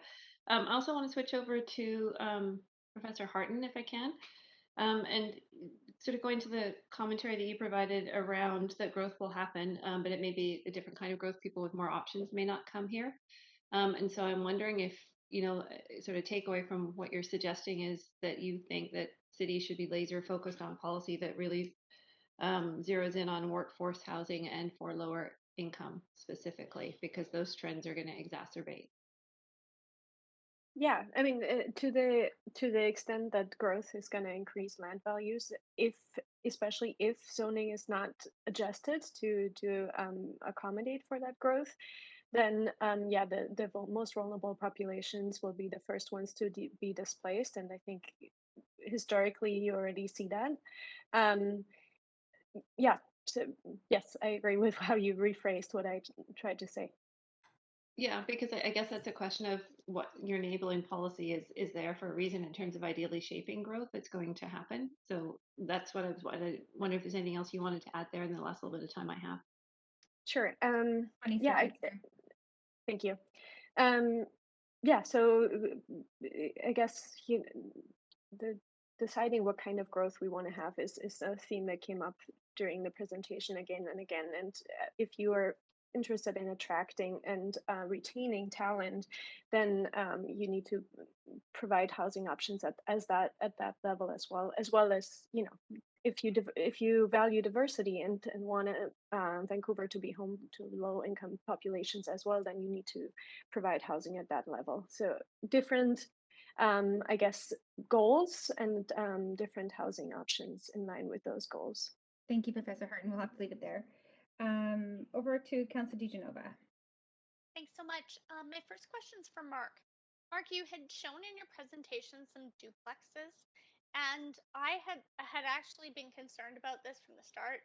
My background is in land economics, also working with non-market housing for a nonprofit that offers housing at shelter rates. So in looking at the land economics, recently the Georgia Strait reported on a piece of land that was valued at 1.8 million a couple of years ago. Duplexes were built, and each of the duplexes sold because you can stratify duplexes. You can't do that so easily with laneway houses, but you can do that with duplexes, and each of the duplexes on that land sold for $2 million and $2.1 million each. So how are we not increasing the actual value of land in building duplexes instead of other types of more dense housing in particular areas?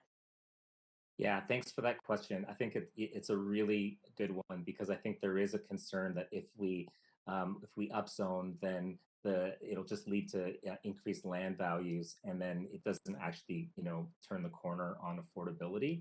I think one way of diffusing that is by going for the type of broad-based upzoning that I talk about. So, right now we have a scarcity of new density coming online.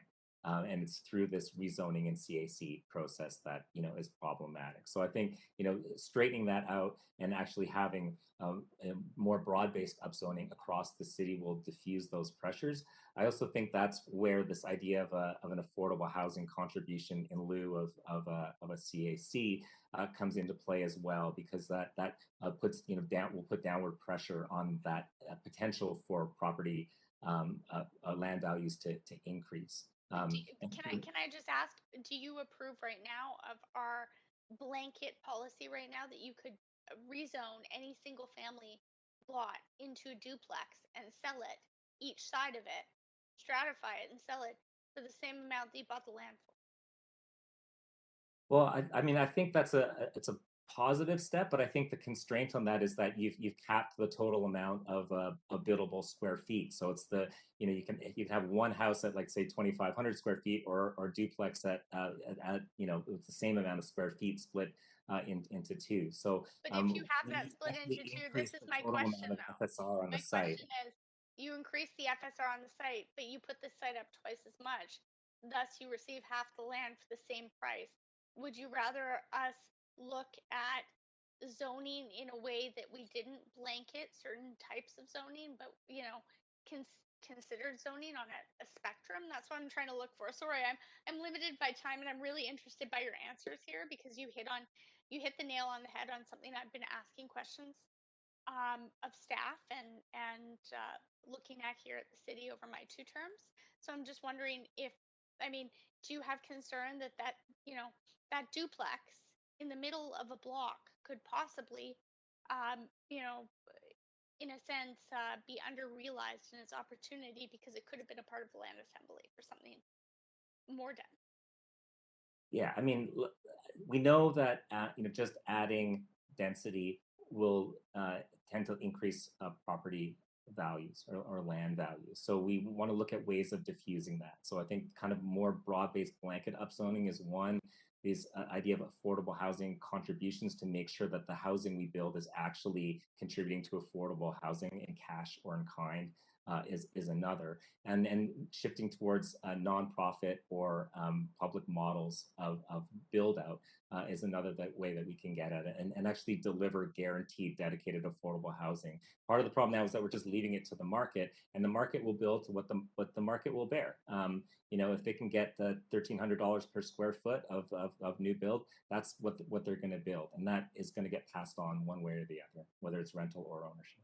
Fair enough. I don't have very much time, but also just wanted to ask a quick question to whoever had said that public housing should all be owned by the government. I'm just wondering, how would you see City of Vancouver paying the capital costs when the nonprofit throws their keys back at us in 60 years? I'll just quickly answer and say that I'm not sure it has to be public housing that's owned by government, and I'm not sure it's the local government. I think the federal government, the ones that have the money in the province, it's a big jurisdictional mishmash, but I don't think, Councillor, we should suggest we put more burden on the municipality. I just think the federal government should get back into the housing ownership business. The way REITs are, we have huge industry players and pension funds doing it. Why not the government? I'm with you on that, but thanks for clarifying. Yeah, Thank you very much. It's public land. Yeah, we'll have to continue on perhaps in the roundtable. Councillor Dominato. Thanks, Chair Bly. Yeah, a quick question first to Mary. I'm curious about your perspective on the Vancouver plan and the process, given your experience, because we've had some criticism about the value and merit in actually developing a plan similar to what other municipalities have in terms of an official community plan. And if you could share your thoughts on that. I think as long as we're clear that plans need to be about provoking leadership and setting a direction and a vision. But, plans are constantly changing, and we can't possibly know. I mean, we couldn't have possibly predicted where we are now, right? So you need to have a mechanism I think it's great to set people's aspirations and set a course. Here are our principles. Here are the things we're after. Here's what we're trying to realize. But I think that to have too heavily detailed and wedded a plan that can't be adjusted easily won't serve you well. We have to be nimble and agile and changing all the time. I appreciate that, and having done plans and strategies myself, I appreciate that. Thank you for that. My other question is to Dr. Harton, because you spoke about people coming for jobs and workforce housing, and some conversations taking place right now is around concepts of sort of micro units being built, but with larger kind of amenity spaces that would be shared for professionals. We've got many coming people from the tech sector and so on, but I know there's been concerns about livability, and I'm just curious about your thoughts and perspective on that. Yeah, thank you. Yeah, and following that trend, I think a big developer just announced plans for Vancouver property, but it's more common in LA and San Francisco already. And I think the important thing to keep in mind is that this kind of housing, co-living housing, as it is proposed by those people, is serving a very specific narrow demographic and for a specific time. And that's typically transition from education into employment, and then uh, serving single households, basically, right? So it's helping in the sense that those people are also having difficulty finding adequate housing. They might not want to use quite as much space as what they can find available, but it's only serving a very narrow demographic for a certain amount of time. Great. Thank you for sharing your thoughts on that. I also wanted to circle back. I think Councillor Fry started on this question around, we've talked a lot this evening about housing, but the responsibility and part of our planning process is about looking at community amenities and infrastructure, and whether there's other panelists who want to comment on the financing of those amenities and infrastructure, because we recently saw a report from staff that showed that between 2010 and 2020, about 40% of our DCLs went to housing and childcare, and our CACs over the same period of time, it was about 50%, almost 50%. And so that doesn't leave very much for some of the other kind of needed things like community centers, as an example. So I'm just curious if any other panelists want to comment on that, because it was a big topic at UBCM as well last week in terms of managing as a municipality. I'll just chime in first and say that this is one of the strong advocacy positions that we need to take. We have a government that's put itself into whatever role it's got for a couple of years anyway, and now's the moment to continue to strengthen the Rapid Housing Initiative, the Canada Healthy Communities Initiative. The federal government is showing all sorts of ways that it wants to get money in directly in the hands of local municipalities to build different forms of infrastructure. They've modeled it now, and I think it's proven to be very effective. So I think we need to continue to suggest that's a model and a platform for getting more resources. The other thing is to probably revive urban development agreements. You've had one of the ones that's been most effective.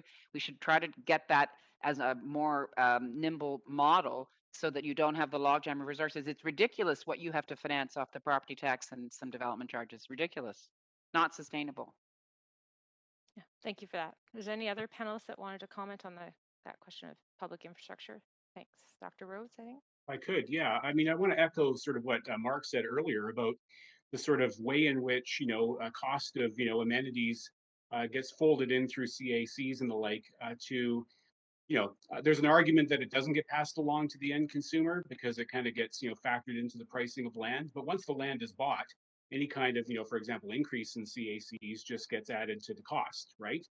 And so there's kind of an interesting perspective here, because if the city's position is that growth is good and that the city as a whole benefits from growth, there seems to be kind of an inequity in that, the sense of the costs of that growth are then sort of downloaded onto the purchasers of new housing, right? People coming into the region, as opposed to being kind of spread out maybe more equitably, considering some of those taxation proposals that have come out, and Mark has mentioned.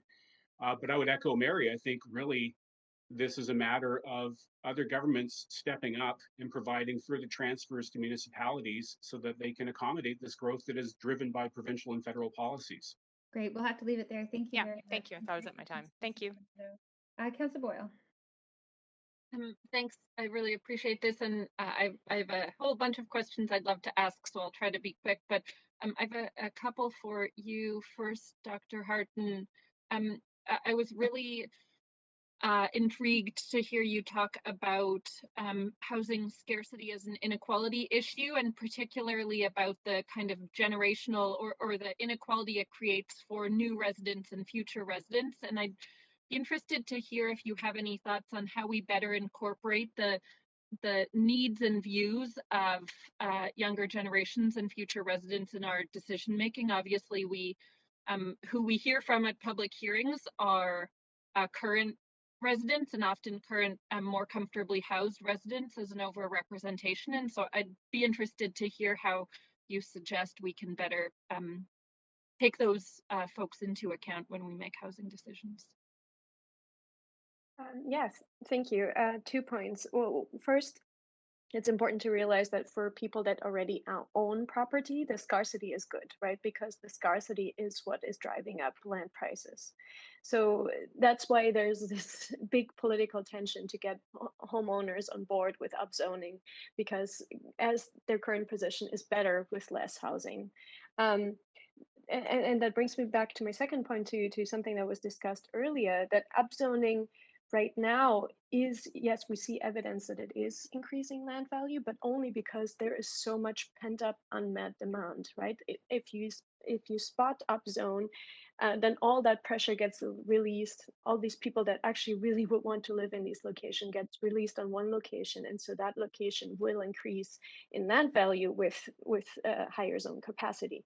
If everywhere in the region there was capacity to do that, and actually, through no political barriers to get everywhere to build more housing, accommodate more people, those pressures would be more broadly distributed, and the land value increases from upzoning wouldn't be at the magnitude as we see them today.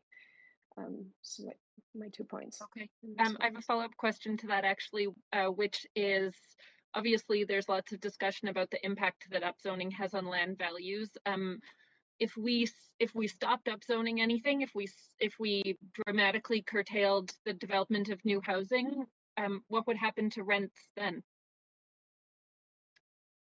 I mean, I think that that's the situation that we are in right now, where supply is dramatically curtailed. And so what we see is that rents are going up, right? Even in the pandemic, even in the, when people were leaving downtown, rents dipped for a little bit, but have since recovered and are above pre-pandemic levels. So curtailing housing is increasing the price. So if we certainly hear that new secure market rental concerns that new rental increases the rents, but I guess just to be clear, what you're saying is that no new rental would increase the rents a lot more. Yeah, exactly. That's my point, and that's I can talk about that later. With regarding to filtering, adding luxury housing and how that might affect rent levels. I think at this point where we are, all housing matters, but it is a matter of how fast it can reach people, how fast we can build, because there's always a time lag, right? Even if you zone now for more capacity, there's a couple of years of time lag until that building comes materializes. And so until then, I think we will see rising rents for the foreseeable future. Okay. My next question, maybe I'll direct to Mark, though I'm certainly interested in other thoughts. Mary, you touched on this too.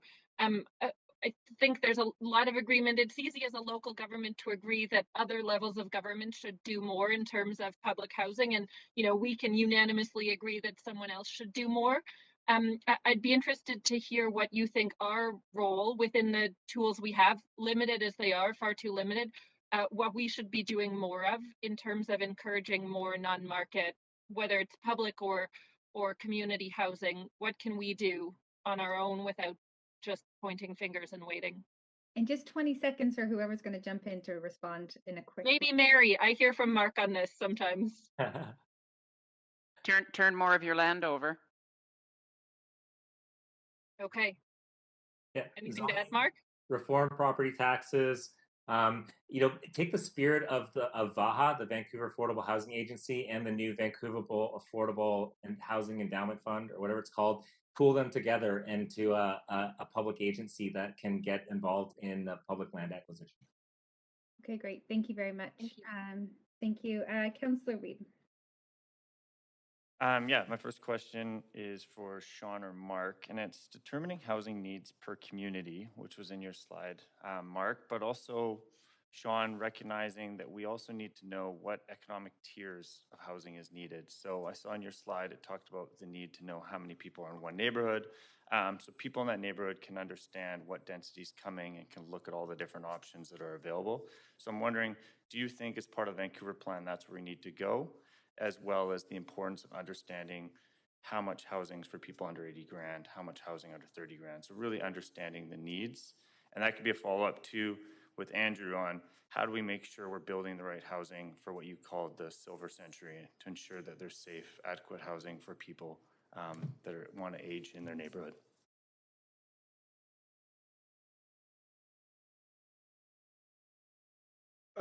Through the chair, I'm not sure I'm the right person to answer that question. In terms of, from the regional side, we take a holistic approach of here's the amount of units needed. And as I noted in my presentation, our focus, we're not in the intimate details of the local level. So there's a whole bunch of things that can happen at the local level that can influence these items. And so we're not there every day to know what that is. And so that's why we maintain a much higher 30, I'll call it the 30,000 foot view on what is the general number of need. Okay, and follow up, Sean, do you not have in that high level a base understanding of what economic tiers are needed as well and what type of housing mix is missing in the region, or you continue to state just on the number? We continue to stay on the number because we have to represent the whole region. And okay, Mark, do you want to talk a little bit more about what you talked about more on housing needs per community and maybe a little bit on the economic tiers that are needed? Yeah, I mean, I think part of the reason why we're doing a calling for big push on non-market housing is because we can deliver those at much more affordable rents. And there's potential for deeper cross subsidies and that as well. I think there's huge, as Professor Harden said, there's huge pent up demand for those missing middle forms. Ground oriented, on quiet streets, working to reinforce the idea of complete communities. So they're really pushing in multiple ways to our climate objectives as well. So all of these, it's hard to say. I mean, I think someone commented earlier, like wanting data, but we don't.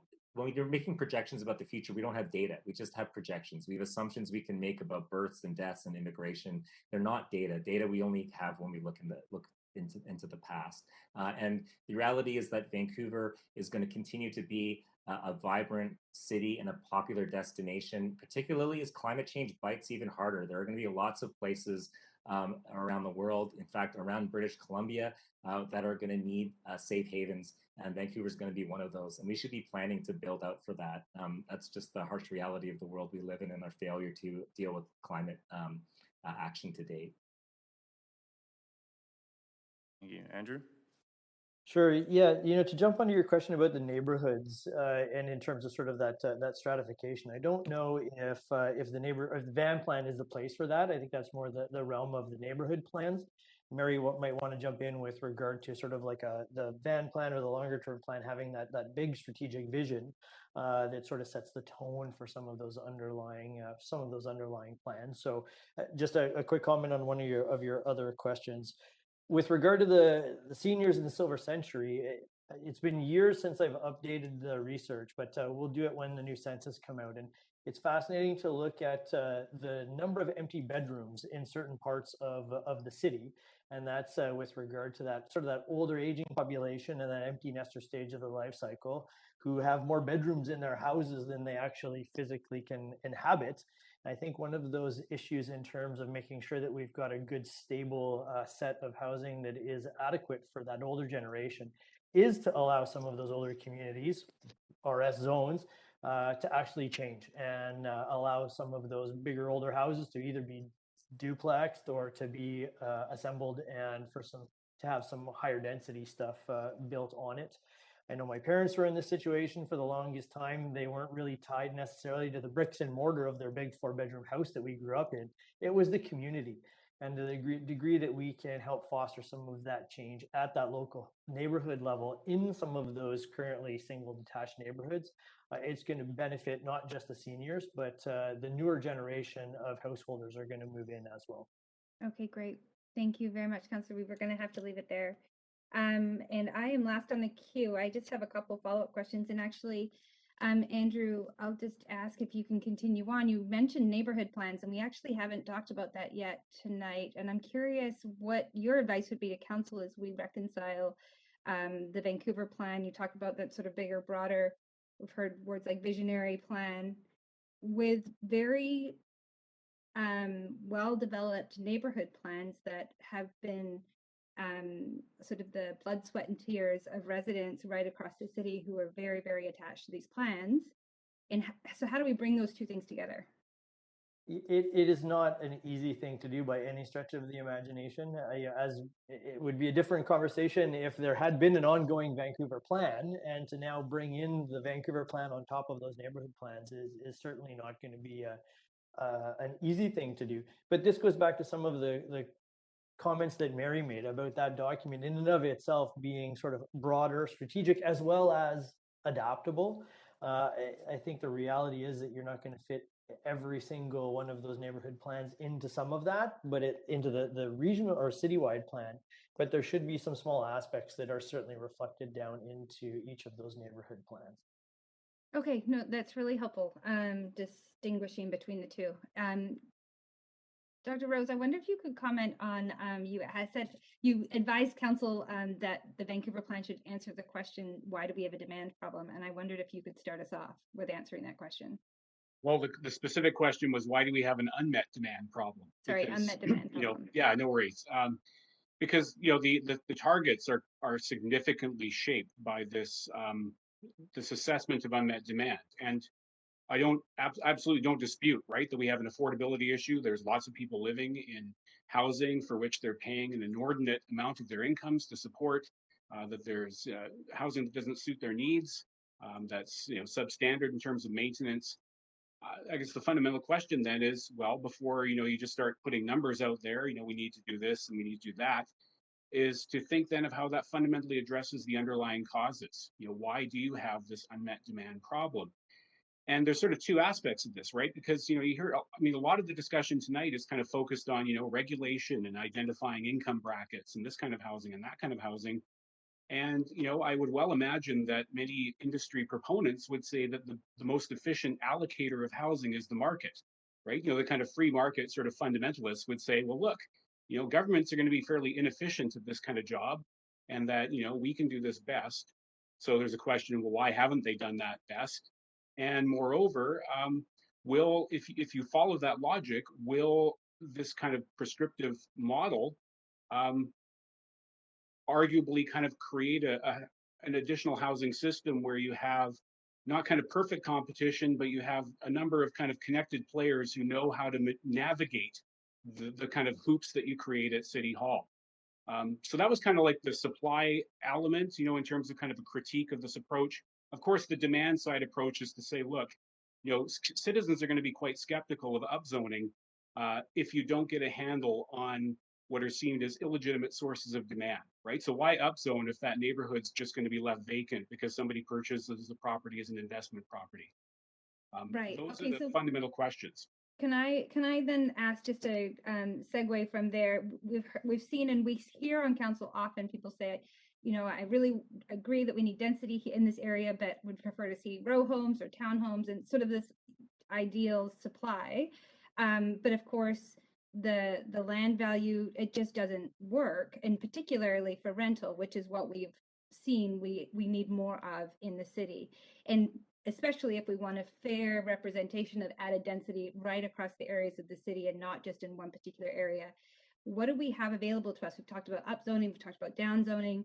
What do you think is the better tool? And perhaps if Dr. Rose, you want to start, but anyone else wants to jump in. Yeah, I would say everyone on the panel, has their areas of expertise. I might defer to Mark in terms of kind of specific models, but one thing that resonated for me earlier was his notion that, we need actual public housing or, use of public lands so that you reduce the costs so that you can actually deliver affordable housing. Because But otherwise the land market, is it the best use of public land to build row homes when what we need is a lot more supply and below market housing? well, you'd have to crunch the numbers and see exactly how many units you could be providing, whether it's rental or ownership that actually, meets the needs of people. Not just the 600 square foot condominium, but perhaps, a 2 or 3 bedroom row home. Okay, great. Well, I appreciate those responses. Sorry, that is the end of my time.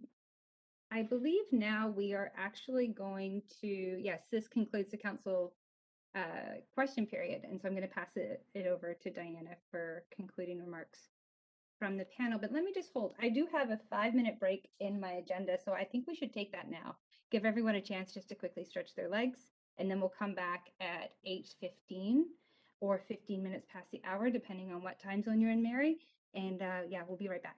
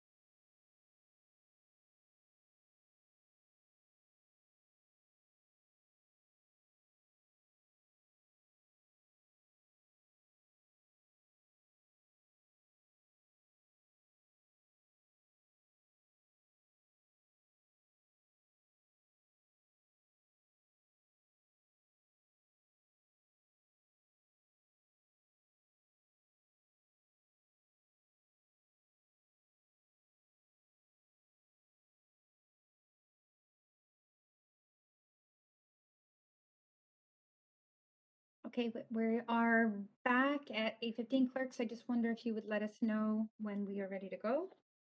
We have quorum.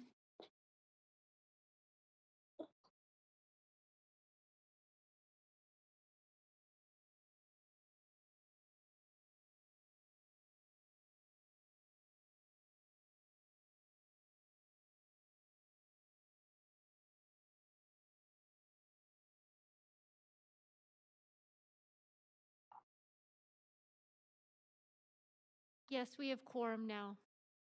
Great, thank you very much. So welcome back, everyone. We are moving to the concluding part of our evening this evening, and I am going to pass the back. I'm sorry, I'm going to pass it over to Diana for concluding remarks from the panel. Great, thank you, Deputy Mayor, and welcome back, everyone. So we're going to shift now into the panelists kind of roundtable discussion portion of the workshop. I just want to quickly reflect on some of the kind of key themes that we heard emerging, and I certainly won't be able to cover all of them. It was a very robust discussion, but we heard quite a bit about equity, talk about who we're growing for, looking at the changing demographic and how that influences decision making, looking at how demand might cause us to think about how we're paying for infrastructure. So a whole vast array of topics here. And really what we're hoping is to hear from the panelists a bit more about what they might think are some of the critical success factors that the city really does need to take into consideration as they're exploring different approaches to growth. And we have heard some recommendations, some very sage advice already so far, but if there's anything that folks would like to elaborate on or reflect on, based on the first half of our workshop this evening and some of the questions coming from council, we'll open up the floor to that now. So just raise your hand and I'll keep a speaking order and we'll have a great discussion until about 8:55. Okay, I'll kick it off. Is that okay, Rebecca or Diana? Go for it. One of the things that I find absolutely fascinating is this issue of filtering. It's looked at in a couple of different ways, and but I think one of the maybe statements, it's not one of mine. It's from Jim Hutniak. He made the comment once that today's rental housing is tomorrow's affordable housing. But that's predicated on adding that rental housing today. And we certainly on the starts and completions side have come into a new era of housing supply for rental starts, which will become completions by and large within the next 2 to 3 years. So certainly a thumbs up on that. But we've also had a change at the federal government level where there is, I'm going to say, maybe a renewed interest in what they rolled out in 2018 as their national housing strategy. And as part of that, they're proposing what they're calling an accelerator fund, which is intended for municipalities to try and streamline things to add supply in a quicker manner. So I think for me, the focus in terms of some of the, if there was any kind of strategic things, it's certainly advocating up to both the provincial level as well as the national level to try and lever as much as we can out of what I would call, at the national level at least, this new and renewed enthusiasm for adding housing, and whether that be through partnerships or ownerships, as Mary had said, is one thing, and then maybe certainly at the provincial level as well, as the expert panel on supply and affordability had some great suggestions within their framework as well. Care to reflect on that around the panelist table?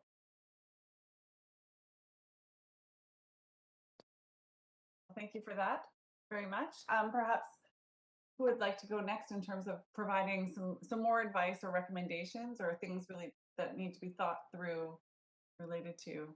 Well, John, I can build on that if I may, Diana. Just to say that I do think that the National Housing Strategy was a signal, but and they did put in their platform that they wanted to create this other fund. I think there's just a growing recognition that you don't have the capital within a municipal government structure. You don't have enough resources, and the market hasn't distributed the way it needs to. So my view on this is that we need a whole plethora of tools. We need and you can do your part, and then we need others to do their part. It has to do with making land available. It has to do with creating more enabling conditions, fewer restrictions, all that kind of stuff. And I also think this comment about what the new rental, that one today's affordable is tomorrow. What was it? Today's rental is tomorrow's affordable. Affordable, yeah. Is that I think if you wanted to be really brave, you'd stop talking about growth. Growth is going to happen. Why we need to have growth as a stated goal, I have no idea. Growth is happening.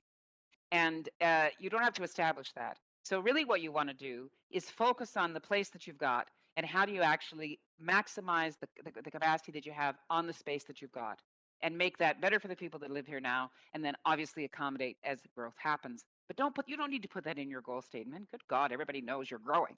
So I would suggest that we move people's attention to different kinds of units, different kinds of spaces, different kinds of tenancy, different kinds of land ownership. You can pilot a lot of stuff, and you've got and I think we if we could disentangle all the rules around investment so that we could actually free up some of that 212 billion that's sitting in people's bank accounts into smaller increments that they can do laneway housing and accessory dwelling and all that kind of stuff. It's going to take all of that. And the other thing I would just say about the election campaign is you can see that we can depoliticize this now. It does not have to be partisan. It does not have to be right versus left. It can kind of be all of us together trying to be resourceful about how to build stuff from the ground up. Thanks, Mary. Anyone want to follow up on that? Yes, go ahead, Mark. I mean, Mary's comment would be a great way of ending the session because she said it so eloquently. I think, really we need to use growth as our friend to shape the type of city that we want to live in the future, and that the object of that should be making sure that what we build is climate friendly and climate resilient and affordable. And so it's more than just about sort of housing supply in the aggregate and the abstract, but it's really questions about what type of housing and for whom, and what type of social benefits we provide in addition to private gains. I think we should be challenging some of the core assumptions about housing in Vancouver. Who owns and finances new development? Whether the path forward should be primarily about home ownership and built by for-profit developers. Whether home ownership should be the central means by which people achieve economic security. We have a culture that's very deep in Vancouver of building equity through home ownership.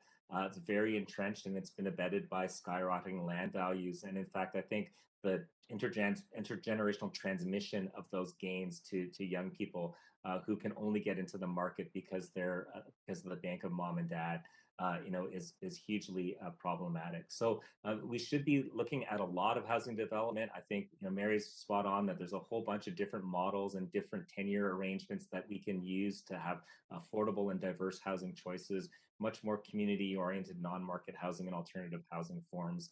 Let's throw that open and build the city that we want to. And I think those type of ideas should really be at the heart of the Vancouver plan. Yes, John. Hi, Mark. I just want to sort of build on what you just said there in terms of this discussion around rental versus ownership, because I'm much more comfortable around sort of propositions to increase rental housing when that's sort of essentially in kind of collective ownership, right? As kind of part of a public enterprise, if you will. I'm a little more dubious of sort of push towards rental where you actually never really get rid of the ownership question, right? So you'd have people renting and, not, yes, as you say, building sort of that equity, but I would say moreover, having less security of tenure, which is important, right? That's an element of ownership.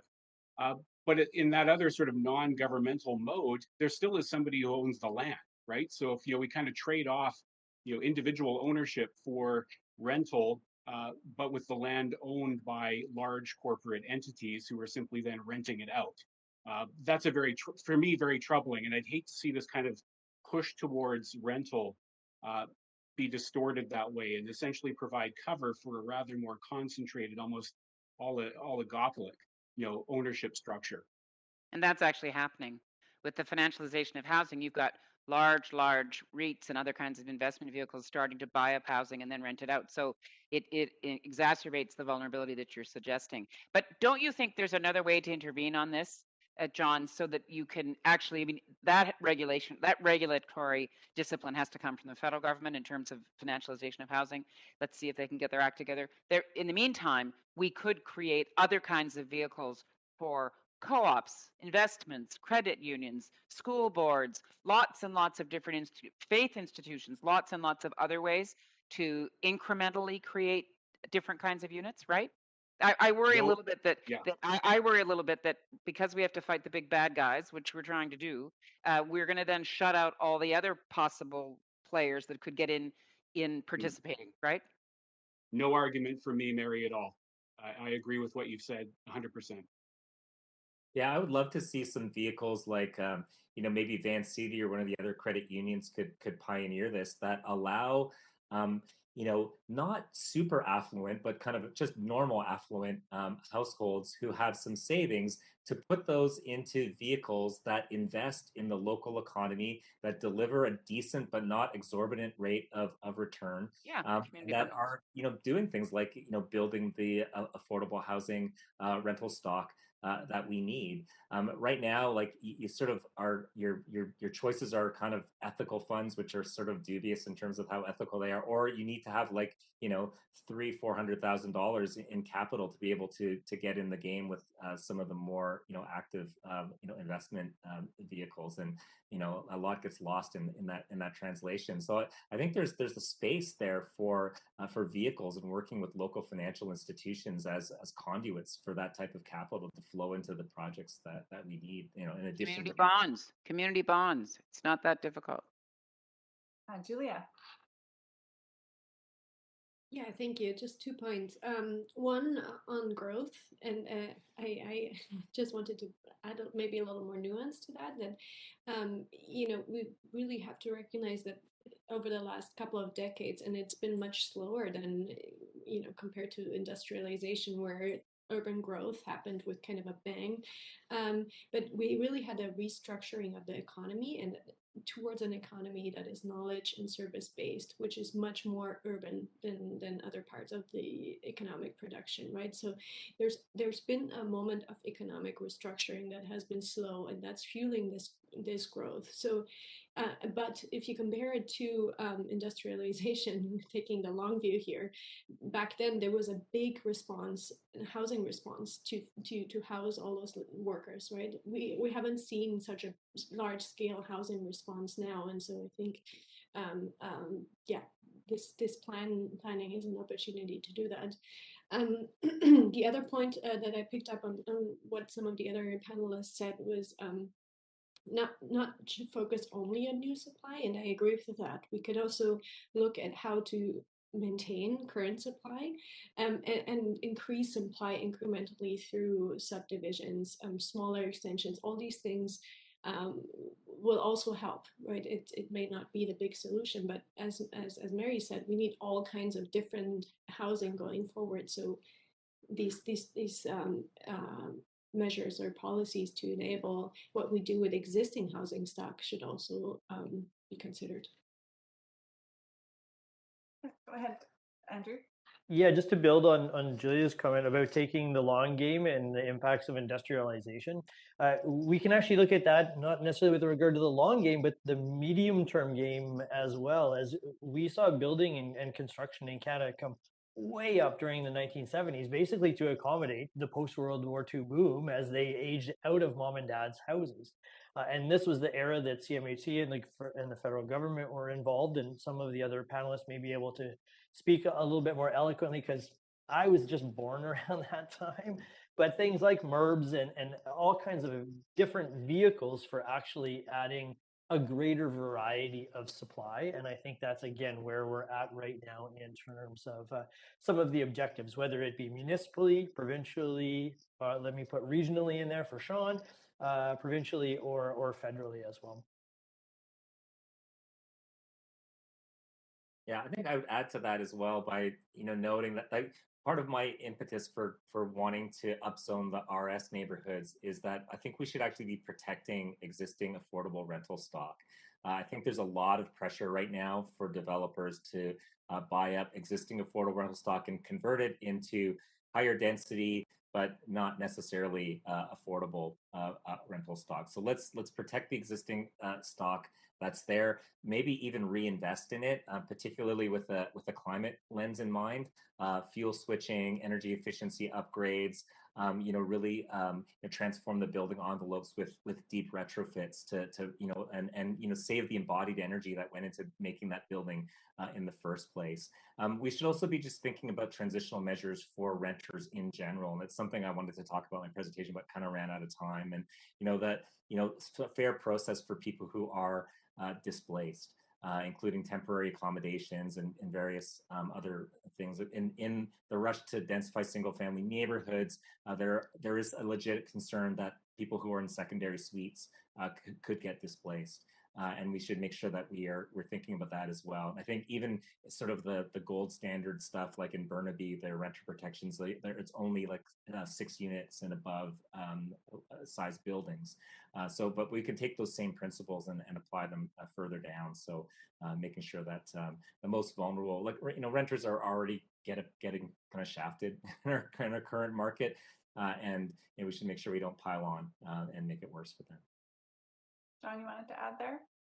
Yeah, that's a great segue, because I was, very interested in kind of the implications of upzoning on the affordability of, not only secondary suites, but also, of course, the owners of those detached homes who really rely upon those secondary suites as like a mortgage helper.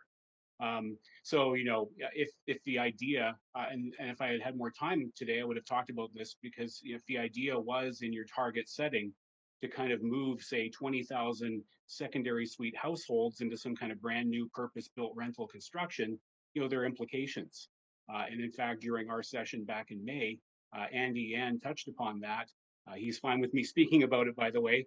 And he touched upon that, and he talked about, in particular, the kind of impacts that would have on ethnocultural minorities within the city of Vancouver. So which adds a different, an additional kind of lens to this from an equity perspective.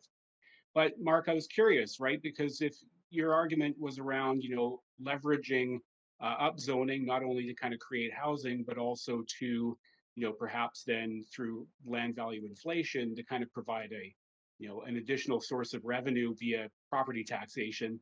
I'm concerned about the implications of that, not only for the homeowners, but if those increased costs are passed on to the renters of secondary suites, could that not create displacement?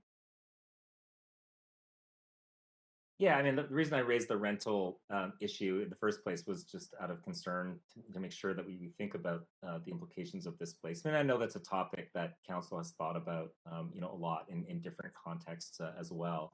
I think, to Andy Yan's point, I think there's a lot of interesting possibilities for upzoning models that do take multi-generational families into account. So, you have a family that owns a house and now their kids are growing up. You're able to redevelop that, one larger unit into, 5 or 6 units, which could include units for your grandparents and units for the other parts of family. Maybe there's 2 other rental units that go into that as mortgage helpers. So, there's kind of a mix of those. And in a way that will actually pencil out. And it's similarly with sort of aging in place models where people would want to stay in their homes or stay on the land that they've been on for decades in some cases, but then be able to get a new suite out of 4 or 5 that's developed while renting out the others and having that stream of rental income. So I feel like there's a lot of potential for innovative models along the way with the upzoning, but always trying to be mindful of making sure that we're not doing it in a way that's inflating land values. And my point on the property tax was more that we should have more progressive property taxes and rebalancing of property taxes in order to purchase public land that could then be turned over to nonprofits or be developed in the public sector to build some of the really dedicated, genuine, affordable housing networks. So go ahead, Andrew. Just a quick jump in on that one. And just, Mark, I'd like to just unpack your statement about protecting all rental a little bit. I think while we'd all agree that we need to protect that historical rental stock because it is what is most affordable, I just caution putting some kind of blanket statement over protecting all existing rental. I'm part of the conversations for the new Broadway plan, and you look at just the sheer number of units along that Broadway corridor with this new transportation infrastructure that's going in. I think there's certainly some opportunity for upzoning for a lot of those areas where, you look at that old stock that's built in the 1960s, built in the 1970s, it is at the end of its functional lifespan for a lot of it. And without reinvestment, it's going to continue to degrade. I think there's a lot of opportunities along some of those areas where, from a planning side of things, we could add a significant amount of density, but do it in a way that, again, protects the existing renters, offering them space in those places, and accommodate more people without this sort of blanket policy across all rental. Can I just make a little plea as a non-Vancouverite, listening to you folks? I can appreciate that there's an urgency and a fixation on housing there, and that it's part of the national narrative is that Vancouver's in a housing crisis. But and you're certainly living up to it as I listen to you. But your planning needs to be about a lot more than just housing. And I think the interventions you're going to make need to be supporting a whole bunch of different ways that you create complete communities. So as I said earlier, like public realm investments, how you're actually making things fit together. I'm interested in how little I've heard about transit. I can appreciate there's a jurisdictional issue here, but mobility and how you're going to actually distribute across the region is just critical. And as we see now, with work from home becoming a more preferred pattern for lots of folks and industries that will support that, again, the notion of growth may actually morph into something quite different. So I would just encourage you to just not allow yourselves to be tugged only in that direction. The old story, I don't know the metaphor well enough, but you've got a hammer, everything's a nail. You're sounding a little bit like that, just saying. I just would like to make one little plug about the economy. When you look at main streets, and we have a big campaign on this, so it's obviously fixating in my head, and we've been working with lots of stakeholders and with the city in Vancouver about how do we actually invest in main streets and independent businesses. Above main street businesses are often, generally, second and third floors that have a kind of low income, marginal, small housing, modest housing, right? Lots of single room occupancy. They are traditionally above those mom and pop shops. And when you see development and some developer comes in and assembles 6, 8, 10, 12 lots and then goes up 6 or 8 stories with a setback and a podium and does the Vancouverism thing, you lose those affordable units. You lose the space for those folks. And we've got to allow ourselves to be imaginative about where do those folks actually go? They don't go into that new development, and they probably don't go into public housing. So they really are shit out of luck, as they say. And so I think we've got to try to combine integrated attempts here to keep the quality of a place and intensify it, but intensify it in a way that doesn't get us preoccupied with how much density, how it has to work. Do you know what I mean? We've got to try to find a way to invest in a whole bunch of different things. I guess that's my little sawhorse that I'm on. Hobby horse. Thank you. Some kind of horse. Some kind of horse. Great. So one of the things that kind of keeps emerging that I've noticed as a key theme is around the aging demographics. And are there other things that you'd like council to think about and staff to think about related to planning for the aging demographics? Several of you raised that during your presentations this evening. And would anyone like to comment further on that? I'm more than happy to make comments on that, but I think Julia had her hand up as Oh, well I'm for sorry, something. So Julia, why don't you jump in? Yeah, thank you. I was just going to add on to Mary's comment, one about quality of place and who is benefiting, and then on transit. So I think, again, like a basic land market economics insight is that if you improve the place, through whatever planning measure, it's going to be reflected in rising land values around it, right? And then if you have renters in particular, they're at very high risk of being displaced, of not actually benefiting from investment in the place. And so it's something I just wanted to stress. The other thing was the investment in transit, because I briefly mentioned that when I was talking earlier, but it might have gotten lost, is that, you know, the way to create more urban space, more places with great accessibility that are in high demand. One way is to increase zoning to allow for denser housing, but another way is to actually increase the connectivity to other places in the region, and investing in the infrastructure to making place accessible by actually having the infrastructure to move people quickly around into the places that they want to go. So I just wanted to add that one. Thank you. Do you want me to jump in on demographics? Sure, if you're ready. Yeah, I think sort of the aging in place one and catering to that older demographic and that silver century is certainly fundamentally important for the city. There's lots of big areas of the city that could certainly do with some densification and allow some of that transition of that elderly empty bedroom population to be more suitably housed and allow sort of the next generation of kids to get in. But we also have to just recognize the other demographics as well. And the City of Vancouver is a little bit different. We've heard that we are disproportionate relative to the rest of the region on the rental housing side, also on the apartment side of things.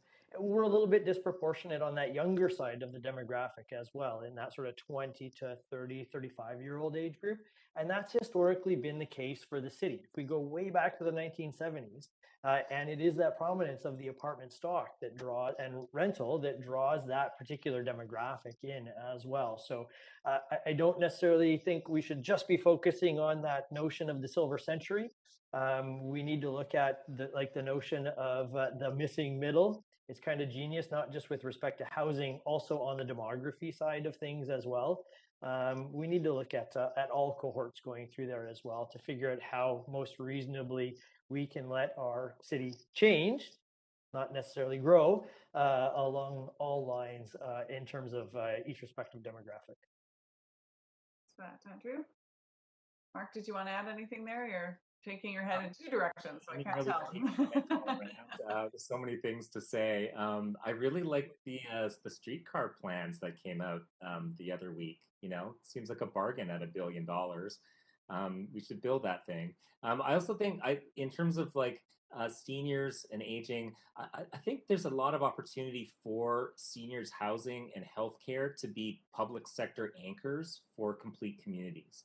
And if we think about strategic investments in that way, they can help reinforce the emerging neighborhood centers that we're trying to cultivate through planning. And obviously, other housing plays a part in that as well. But I think things like residential care or assisted living, are another other alternative modes of aging in place, or at least staying in the same neighborhood.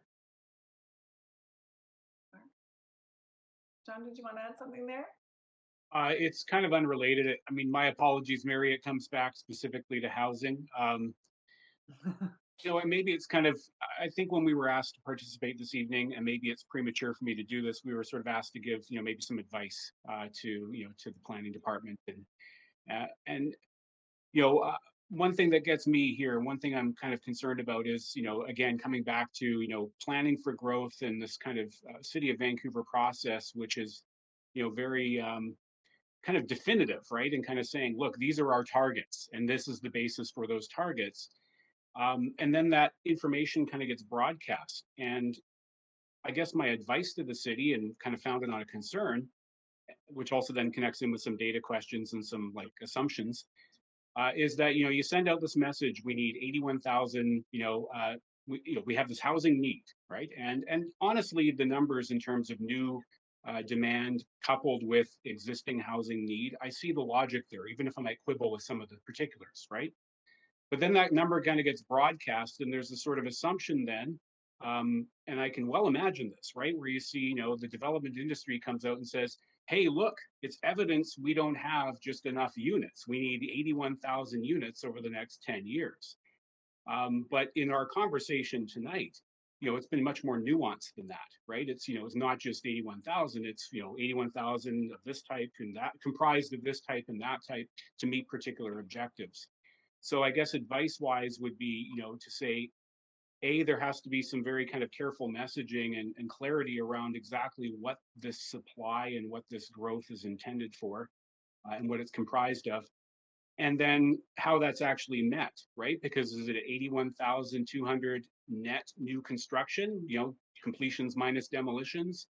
Is it, that number minus some units that are already in the pipeline, right? So I remember back to the Housing Vancouver strategy where there's, 72,000 unit target, but that included 30,000 units already, condos already in the development pipeline. So there are these actually, very significant kind of implications to how we then envision, right?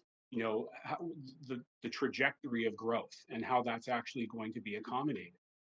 On the other hand, is it accommodated, like as Mark has suggested, through some kind of innovative means of almost kind of leveraging existing areas in very creative ways that don't kind of cause huge land inflation, via huge land assemblies with market development that can actually then provide that necessary space, room for new people and for existing people with unmet housing demand. So that's my kind of multi-point piece of advice for the city here, is in terms of messaging, in terms of clarifying where those numbers come from and where they go, and guarding against maybe the misuse of those numbers. Yeah, the Housing Vancouver strategy, I think, is really interesting and innovative because I think it does actually, break things down into different housing types and different income groups, and then it gives a basis for tracking that over time of how successful we've been. And it maybe could be better, and we could do better in filling in some of the areas where we haven't done as well. But I think that kind of intention where we're trying to build the housing that we need as opposed to just letting the market decide is definitely the right orientation that we should be having. But I overall, we should, you're better off building too much than not building enough, right? Because if you don't build enough, we know that's just going to lead to ever worsening affordability. If we build too much, hey, prices might go down, rents might go down. That's the bad side of building too much. All right, thank you. I would just dispute that, Mark, but maybe for another time. Yeah. All right, so John, Mark, you've kind of made your last statements here. I think those are great parting thoughts, and I saw that you have your hand up there, Andrew, and then we'll come to the rest of the folks, Mary and Julia, to provide their final words of wisdom to the city. Go ahead, Andrew. I was going to jump in and say, I hate offering advice, but John started it, so hey, why don't I continue it? If I was going to offer any advice with regard to, and Mary, sorry, again, we're focusing on housing, but with regard to meeting housing need along that the whole housing continuum, in terms of whether it be for Van Plan to 2050 or for the 10-year housing targets, again, Vancouver doesn't operate within a vacuum within this region, and to some degree, to the degree to which we are successful at alleviating homelessness or catering to a specific income group, we can't do that alone. There's just going to be more people from Burnaby or from Ontario coming saying, geez, look at all this great housing that these guys are adding out here. And they may just come to it. So there needs to also be some regional coordination with regard to some of these issues as well. And I would love something like the Vancouver plan and some of those targets. I'd love to see that reflected through other municipalities to show that there is this a concerted effort to address all aspects of the housing continuum going forward. So there's my final thoughts. Great, thank you. Mary, did you want to share any final thoughts with the group here this evening? I think you should challenge yourselves to develop an urban development agreement, a new tri-level agreement on whatever you decide to focus on. It should be on a bunch of things. And why don't you model what federalism, the future of federalism needs to look like in a predominantly urban country, as Canada is, with a constitution that was made at a time when we weren't. So I think you could build on your history of this. You have a provincial government that might be amenable, and I think you have a federal government that's trying to figure it out. So be ambitious and build the terms. You lead it and build the terms for what a new kind of investment deal would look like for an urban development agreement to cover 3 or 4 domains that are critical to you. Mental health, I would guess, housing, obviously, whatever the other things are that you decide to focus on, climate. Why don't you set that mark for the country? Thanks, Mary. And finally, I'll turn to you, Julia. What would you like to share? Yeah, sure. I also hate giving advice. I guess many good points have already been raised. So just one final thing to add is to think about housing and provision of housing, not just within the city, but as the city within the region. And with that, I mean the functional region. What is really reasonable commute times, that what places can reasonably still be inhabited by people to work in the city center, right? Like that should be the functional region that you consider for housing, supplying housing for jobs and growth in Vancouver. And again, to my point earlier, Mary's point earlier, that includes investment not only in housing but in infrastructure to basically expand that functional region by making places more connected, creating more available housing that can reasonably be used for people that work in Vancouver and that can commute in then. So my last point. Thank you. Thank you very much, Julia. And I would just really like to take a moment to thank all of the panelists this evening for all of your time. We're coming to the end of our time together. I'd also like to thank Sean Galloway and Edna Cho and Susan Haight as well for their opening comments, and really appreciate the discussion and the varied points of view. So thank you so much for sharing with us this evening. As was mentioned earlier, in the coming months, the City of Vancouver is going to be engaging the public on these same questions, issues, and looking at opportunities for growth. And so this feedback this evening, the remaining series of workshops and technical work is all going to help inform and guide the planning process for the Vancouver Plan. So very grateful for you all to have played a role in that this evening. And I'll now return to Deputy Mayor Bly to adjourn the meeting.